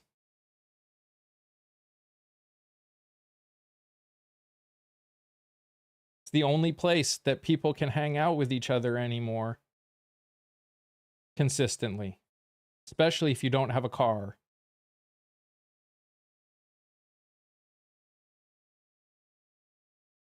Going out and walking to your friend's house isn't a thing people do. Hanging out. I used to play baseball on the street. No one would do that anymore. Check out the Nextdoor app. Half the posts are complaints about kids and teens. Yeah. You see a teens walking around or riding around on their bikes. What do you hear people complain about? That they're unsupervised children doing stuff on the street.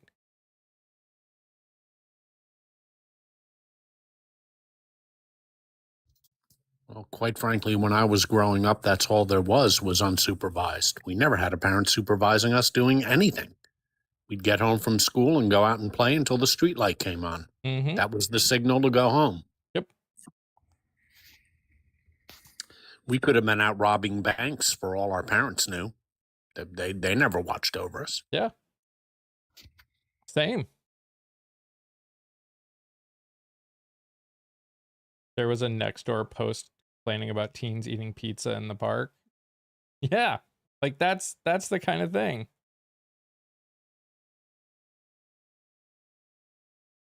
And this is the problem that we are experiencing.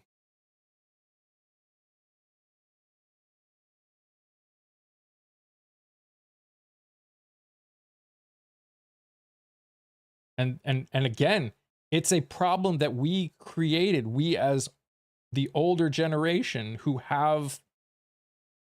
made all the decisions. We are the reason there are less third spaces. We are the reason that kids are focusing on their phones more than going out and interacting with people in real life. We are the reason that there's social interaction problems with our children. It's not social media's fault. It's not the kids' fault. It's our fault. We caused this because we wanted to make a lot of money. And we wanted our houses values to go up. And we wanted, you know, it was always about money.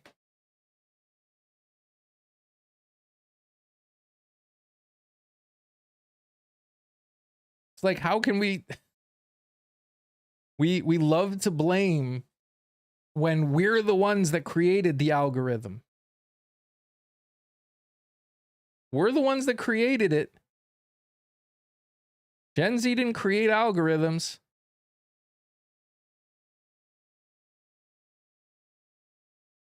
We did. We decided to defund third spaces. We decided to put apartments and condos and townhomes in where parks could be. We decided to make cities and rural areas less, even bikeable. We made it so we have to have cars to go everywhere.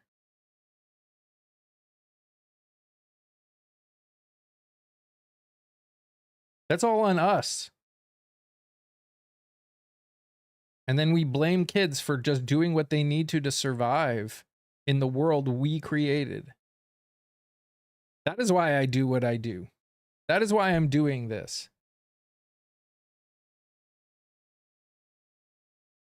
And yeah, it's frustrating. It's frustrating to hear rich people complain about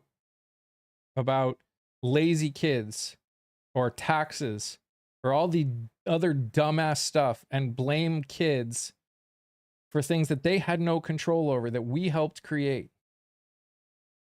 It's frustrating to hear rich people go on to these friggin' news shows and talk about how everything's going to be all right. And some people are going to have to stretch a little bit. Not them. Not them. But us. People that don't have a lot. People younger than me. They're going to have to stretch. People coming in here and acting like because they had to work 2 jobs to survive, that's just how life should still be.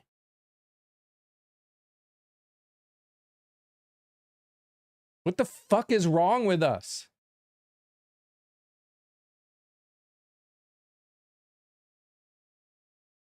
No. They are the victims. They're the victims of us. DeWolf, grow the fuck up.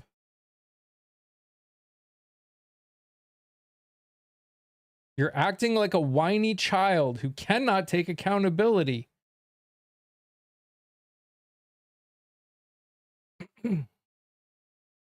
Yeah. Most people younger than me are doing multiple jobs and multiple side hustles just to be able to survive. Not thrive, survive. And that's considered acceptable. And yes, the kids are the victims of the choices that we make, just like every kid, every younger generation of every generation in society is the victim of the choices that the older generations make. I have raised children and worked hard throughout. Expectations are messed. I've raised children and worked hard throughout. What's your point?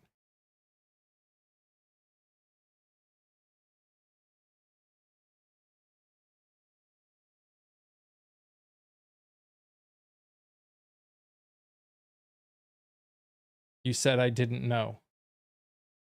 Obviously, you don't know. If you're saying kids are turning themselves into victims, that the left is lying to our kids, that's a dumbass statement. That's a dumbass statement.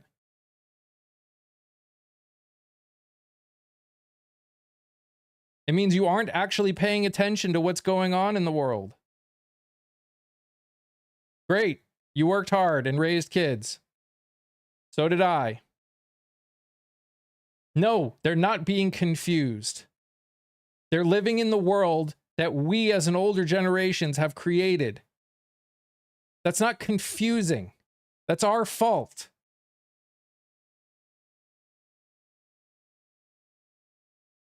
Oh my gosh. I knew that was only a matter of time. Ah, dude. You could have set your clock to that You one. could have. Thank you, Tufu. I appreciate it. There's 3 teenagers who catch the bus in front of my house. They don't even greet each other, heads down on their phones. Yeah. Yeah. Now, to be fair, even when I was young, I didn't do that, but I mean, I had some of my friends at our bus stop, but yeah. Yeah. I mean, again, don't get me wrong. Did social media put a problem that was starting to happen on NOS? Sure. Absolutely did. Absolutely did. It is not a confusing time for kids. Adults are the only ones that care about trans people. Kids don't.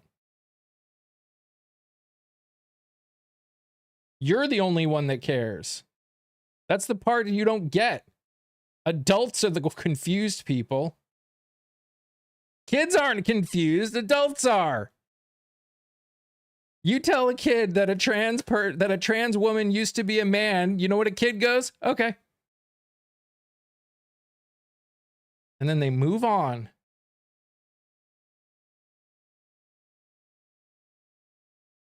Adults are the only ones that actually care. Adults are the ones that are having the mental breakdown because they don't have the capability of having empathy for other people.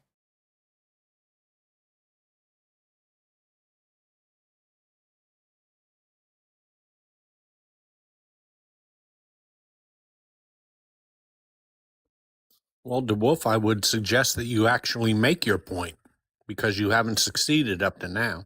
I work with kids. Yes, some kids are confused too. Sure. Some kids are confused too. I just did make it. No, you didn't. You haven't made any point. The only point you've made is to prove that you don't know what you're talking about. That is the only point that you have made.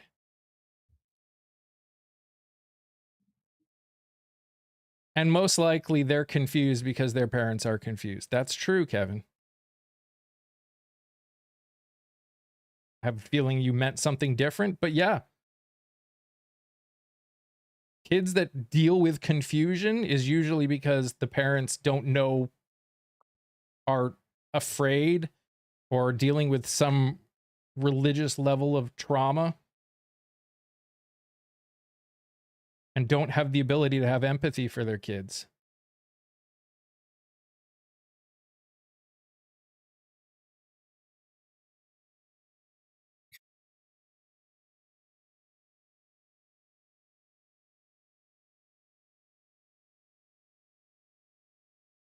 Or the parents say one thing and friends say the other. Yeah. And again, look, there's a lot of issues that we have to work our way through as this in this country to kind of bring it back to the whole point where this all started. We as a society have created a lot of problems for our kids. A lot.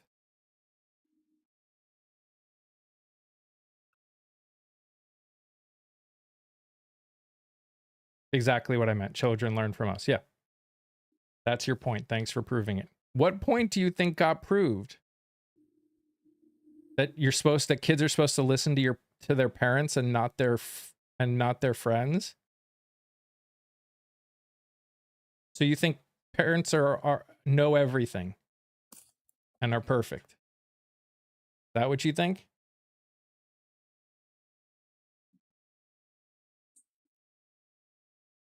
You're right.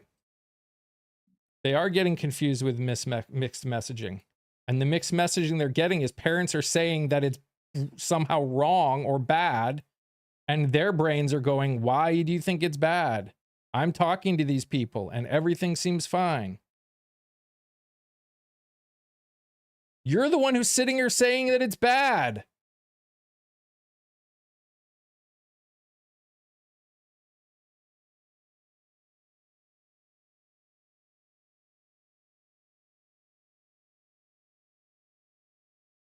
You think, I know you think you made a point, but you haven't, because your answer to the point that you're making is we need to not tell people that trans people exist. We need to be unified in the non-existence.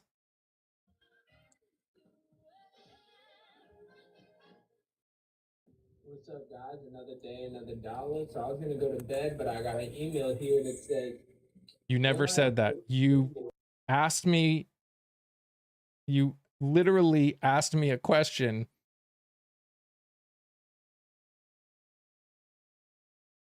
What's a man and a woman?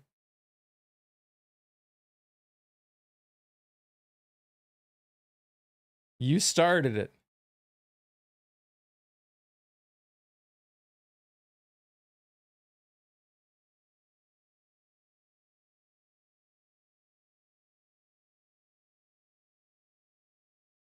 I know, Laura. I know. Well, how about this? Let's go back. I just showed an example of a confusing. It's not a confusing topic. It's not confusing. The topic itself isn't confusing.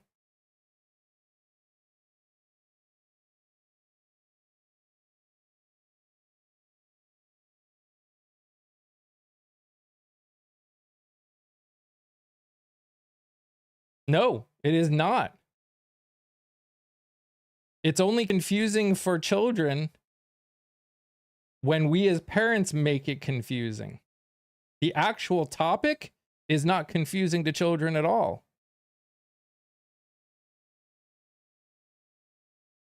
Adults are confused.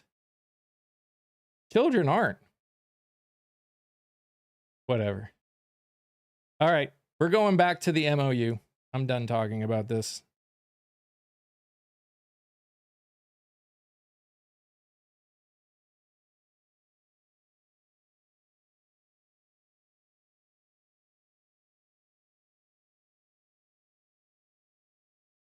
So for those of you that may be new here, today we've been talking about a bunch of things, but most of what we've been talking about is the MOU, the 14-point MOU that basically gave Iran everything it ever wanted because we lost. Trump lost, America lost. They went into a war they shouldn't have gone in. And we're literally giving Iran everything, including the golden toilet from his Mar-a-Lago house bathroom.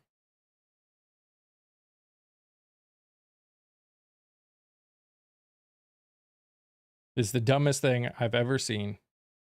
And I'm tired of people trying to claim that they didn't care about, or they wanted no more wars, and now are defending this.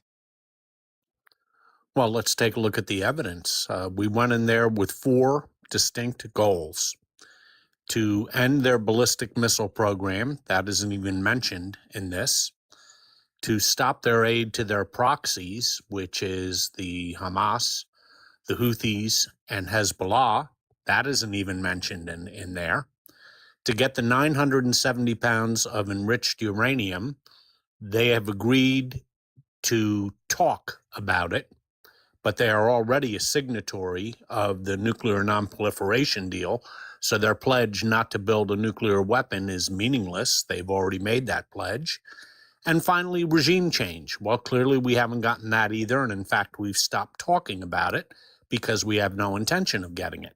No matter how you look at this, because of Iran's new chokehold over the resources of the entire world, vis-a-vis the Straits of Hormuz that they now have, no matter how you look at it, this is a great strategic defeat for the United States. In fact, I would argue the largest strategic defeat that we've suffered since the Second World War. Vietnam was a hell of a tactical defeat, but it wasn't strategic. Didn't affect our position in the world. This does. What do you believe the business choice of being in Iran is in this case? What business choice do you think we're getting out of this? And the toilet thing was a joke. I mean, I don't think they're sending him a golden toilet, but who knows? Oil, the dollar. It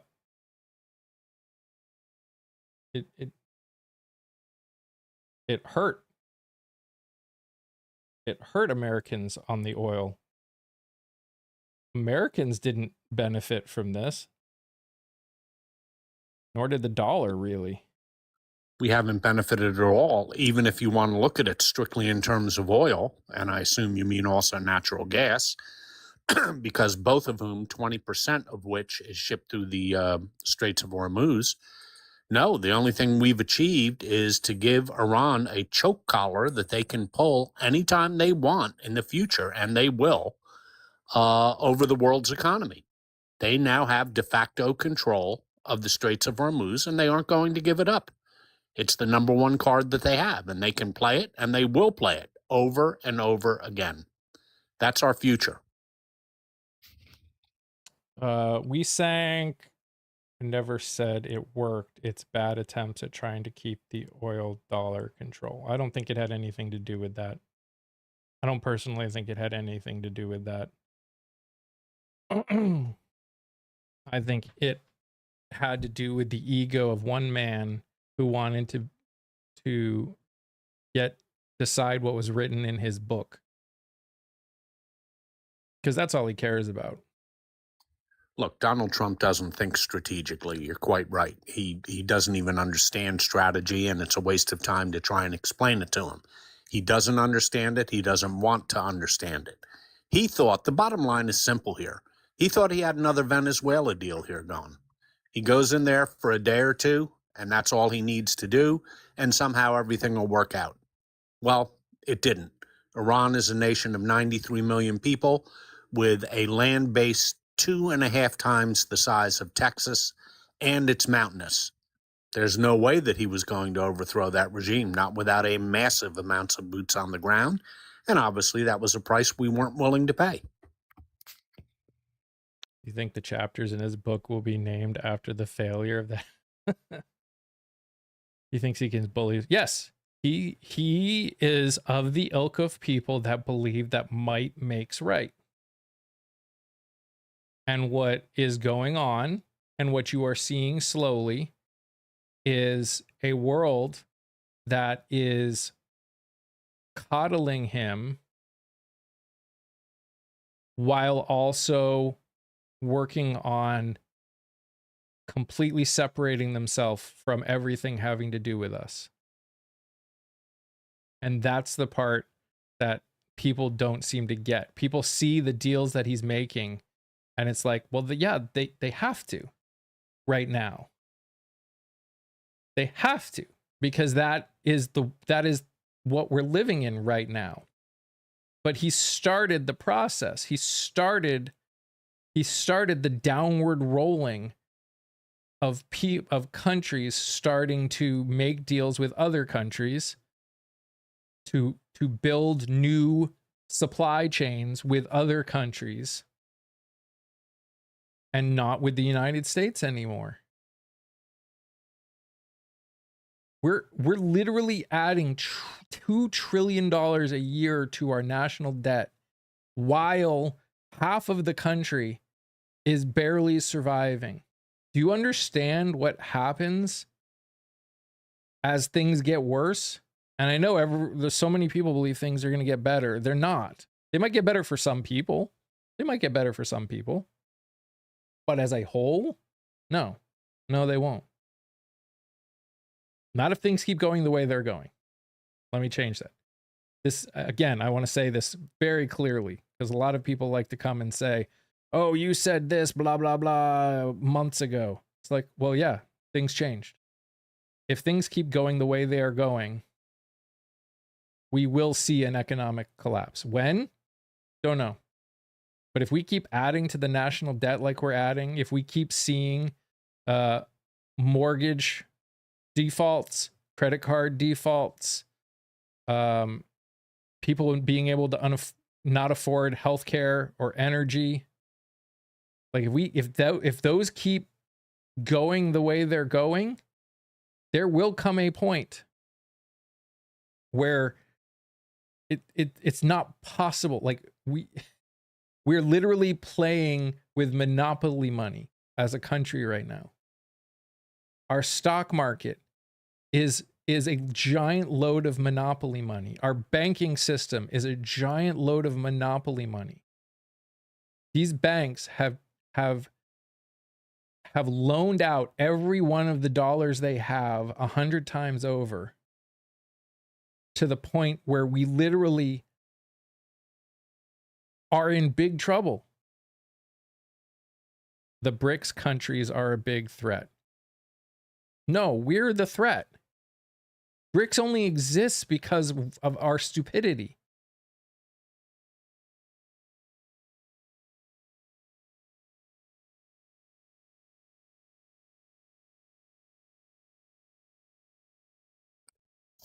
You know, you're quite right, Mike. It's really interesting to see the disengagement of the stock market from other economic indicators in this country.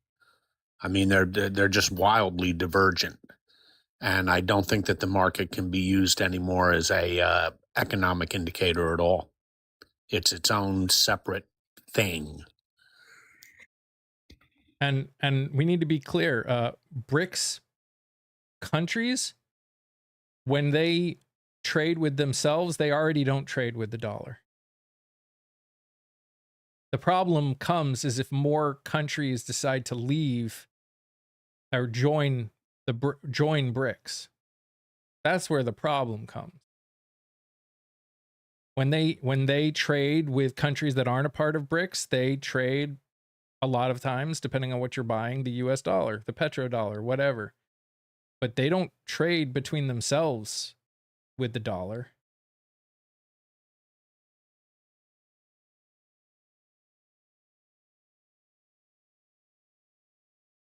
These billionaires are only billionaires because we collectively agree they are. They cannot come up with even a fraction. Which is, again, why my solution is not wealth tax. Because I think that's going to be, I think that has the potential of destroying the economy more. Just because, again, we've gone so far into the K.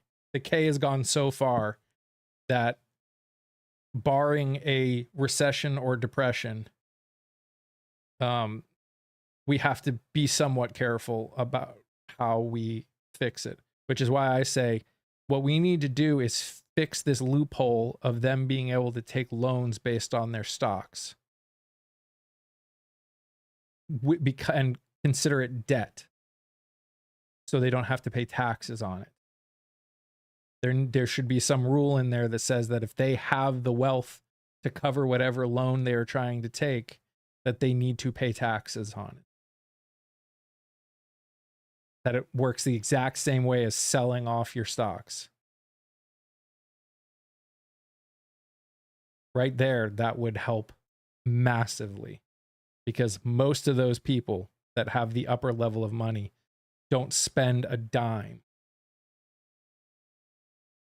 Their interest rates are in the 1%, and that's the only thing they pay is interest rates. And then what they do is they take other loans to pay the interest rates of the old loans. And then I was watching a thing, they were talking about it. And then when those people pass away and their wealth goes to their family, it's no longer considered a valuation, like what the price was when you bought the stock to what it is now. It automatically goes up to whatever price the stock is when it gets transferred over to the new family member. So no taxes ever get paid on it. So they just get to keep doing exactly what they were doing. It's really messed up. And people don't fully understand how much we have been screwed by this system that wealthy people have created for themselves, and nobody is willing to stand up against, because we all believe that one day we could be millionaires or billionaires too, and we wouldn't want the government to take our money as well. not realizing that the system is set up that a vast majority of this country can never and will never be millionaires or billionaires. That's just the way it is. That's the way the system is designed to be. That is what a free market capitalist economy, unregulated capitalist economy does. It convinces you that you could be one too, not realizing that the system by its very nature, barring luck,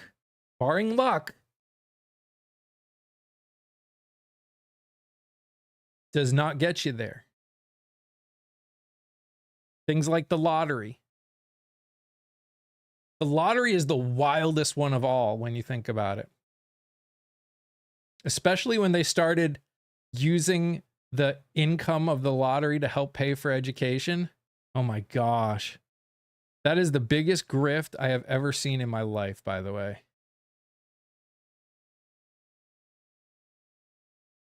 You could be a multi-millionaire to billionaire.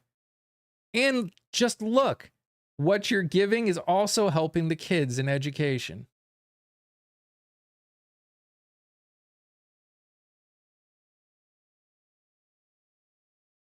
So wild. It's so wild. Yep, that's a total grift because the money isn't going to education. The money is going to exorbitant salaries they pay to political appointees within the states to run the lottery, who then kick it back to the politicians. That's the way that game works. And it's the same with Atlantic City, legalizing gambling in Atlantic City in my state. That was supposed to aid education too, the taxes that we collected from that. Well, that hasn't happened. And it's not that the government is a joke, C-West, and I understand why you say it, and it's easy for us to say, and arguably you are correct in a very specific sense. It's not the government by its very nature that's a joke. It's the people who have the ability to be corrupt that are a joke, and we are unwilling to hold them accountable. This all comes back to our willingness to hold each other accountable.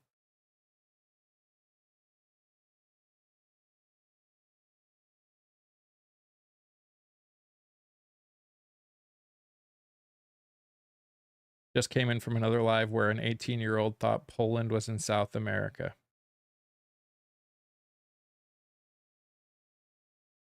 You could become one. It's just a small chance. It's a non-existent chance. And people that can't afford to spend money are being taught that there's a chance and are putting money that they should be using to actually pay for things like food or medication or housing into a chance of becoming something when you have a better chance of being struck by lightning. You have a better chance. 736,000 new millionaires in the US last year. Where are most of them living? Where are most of them living? Guarantee you most of them live in like California or New York or Massachusetts or places where if you're not a millionaire, you're not surviving.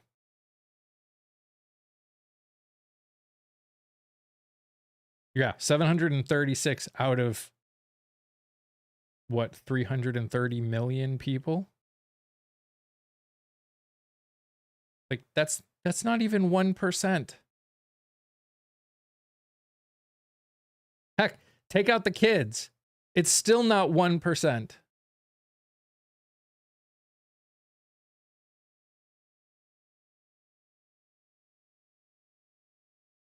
That's like that's less than 0.5%. And if those people are living in a place like California, like LA County, where if you don't make close to $1 million, you literally cannot afford to survive. No, it's not even a small chance. It's a non-existent chance. 0.5% chance is not a chance. When you have a better chance of getting struck by lightning than you do of going from making no money to becoming a millionaire, a multi-millionaire, the ability to survive, that's not a chance.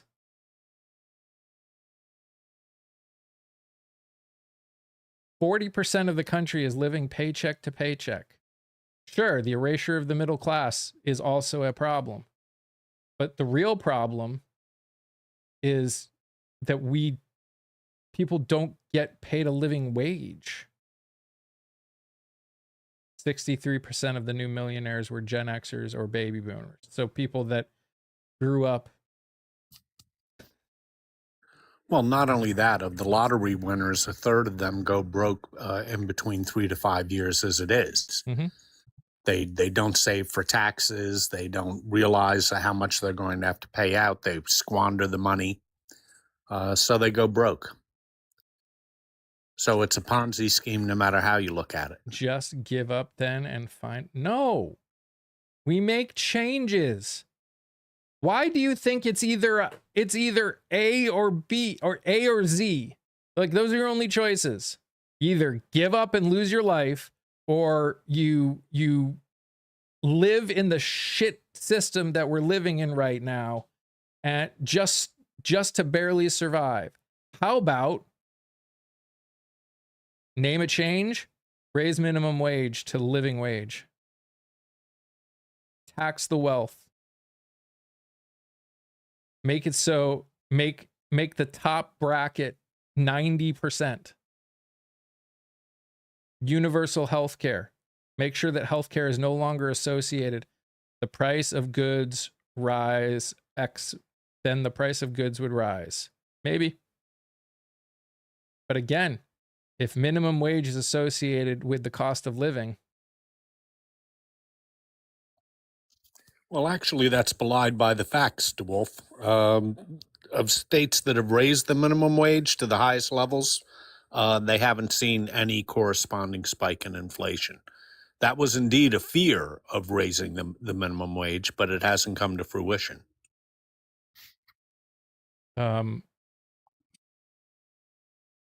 Why do you believe they have in Europe? Yeah, and they're surviving in Europe.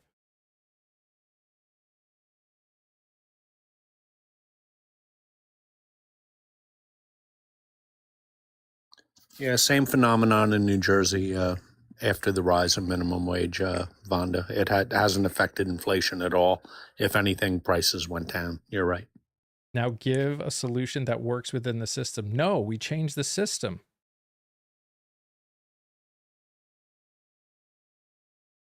That's the whole point. The system's not working.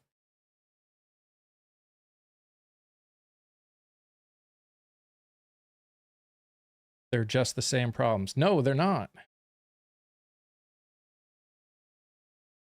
They're not the same problems. Do they have problems? Sure, they have problems. Every society has problems. There's no such thing as a perfect system.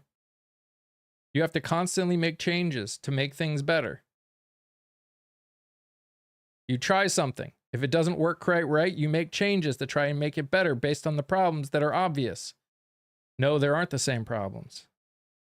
They're absolutely not the same problems.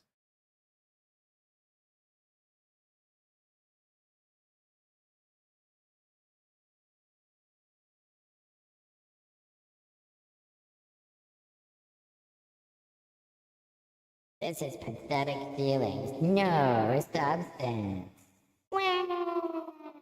You just don't like what I'm talking about.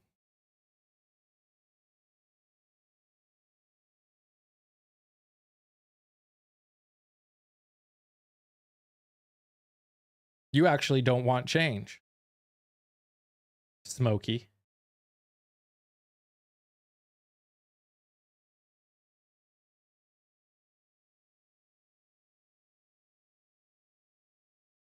The fact that you think everything I'm saying are just buzzwords and not actual reality that could help people shows that you don't actually care.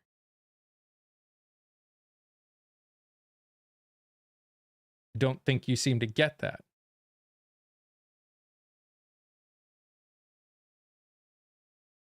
Probably also believe that trickle down economics is a thing.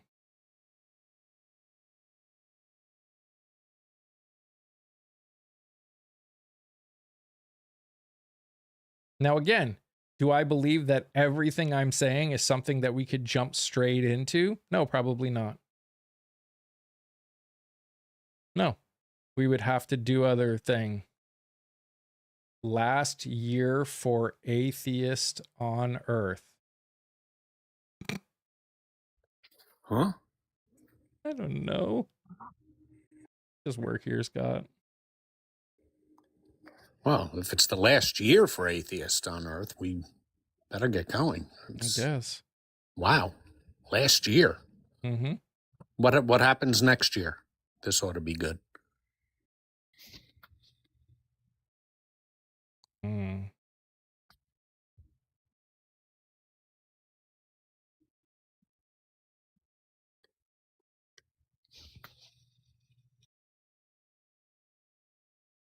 Still counting DC elections from yesterday.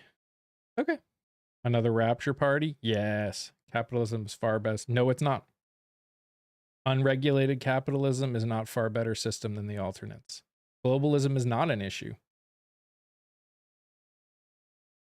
Again, every form of society has potentials of not working well if you don't put guardrails and regulations on it. But to say that capitalism is a far better system ignores the fact that countries that don't use a pure capitalist system are doing dramatically better than we are.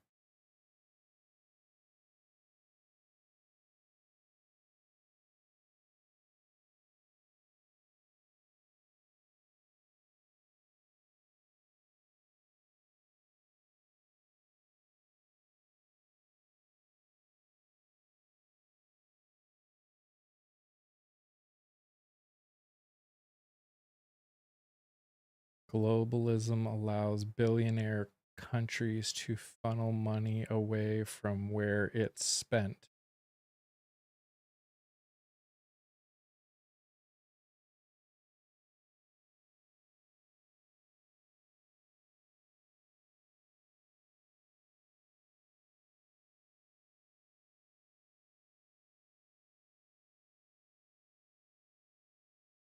I have no problem with a globalist economy.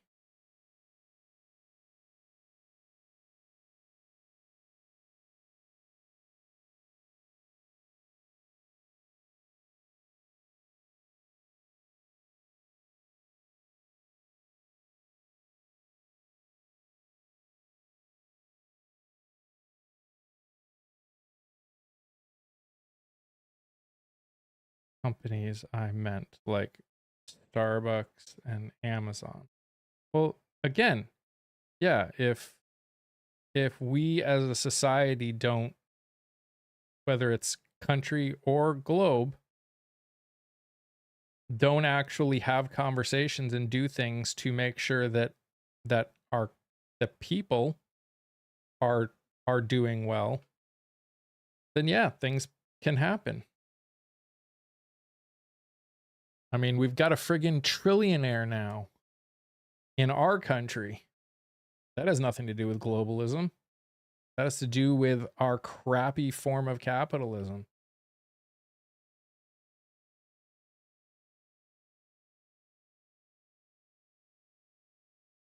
If Amazon sell in a town, they should pay the tax to that town. I mean, every corporation should be paying taxes, especially ones like Amazon. No argument there.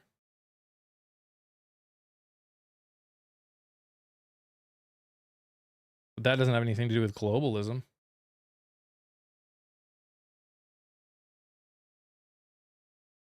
Again, it's all how you make it. It's all how you build it. We seem to we too often think that every one of these conversations is black and white. that every ism is black and white.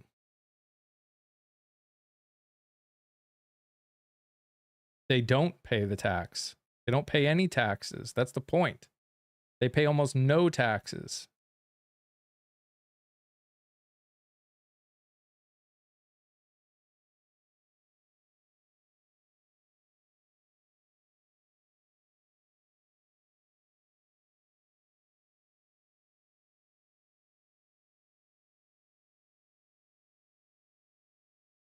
Yeah, and the only reason that we're going up, that we have a chance of moving up in steel is not because America is actually trying to increase our steel production. It's because we brought in a Japanese company to do it.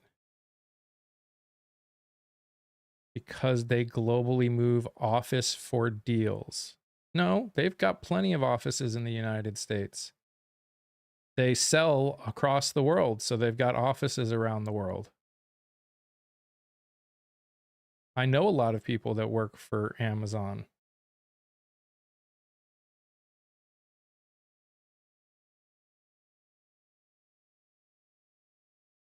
Not their tax. Oh my gosh.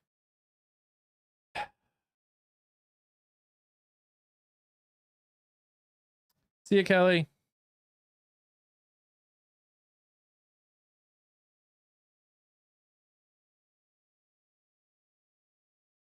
Look, again. Is globalism perfect? Is communism perfect? Is socialism perfect? Is capitalism perfect? By their very nature, no, actually, they're not. Regulations, look into it. They dodge tax due to global markets. They dodge tax due to everything.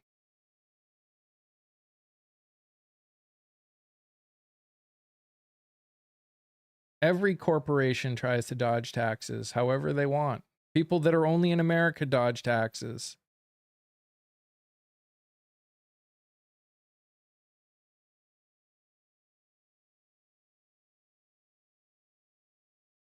See, I would argue we aren't the richest country in the world.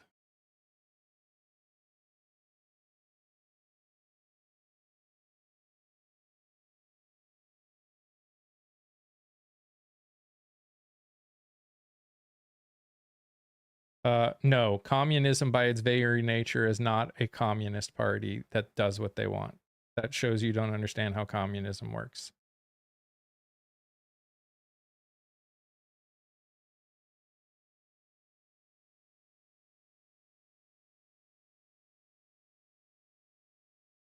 Yeah, I'm about to get off.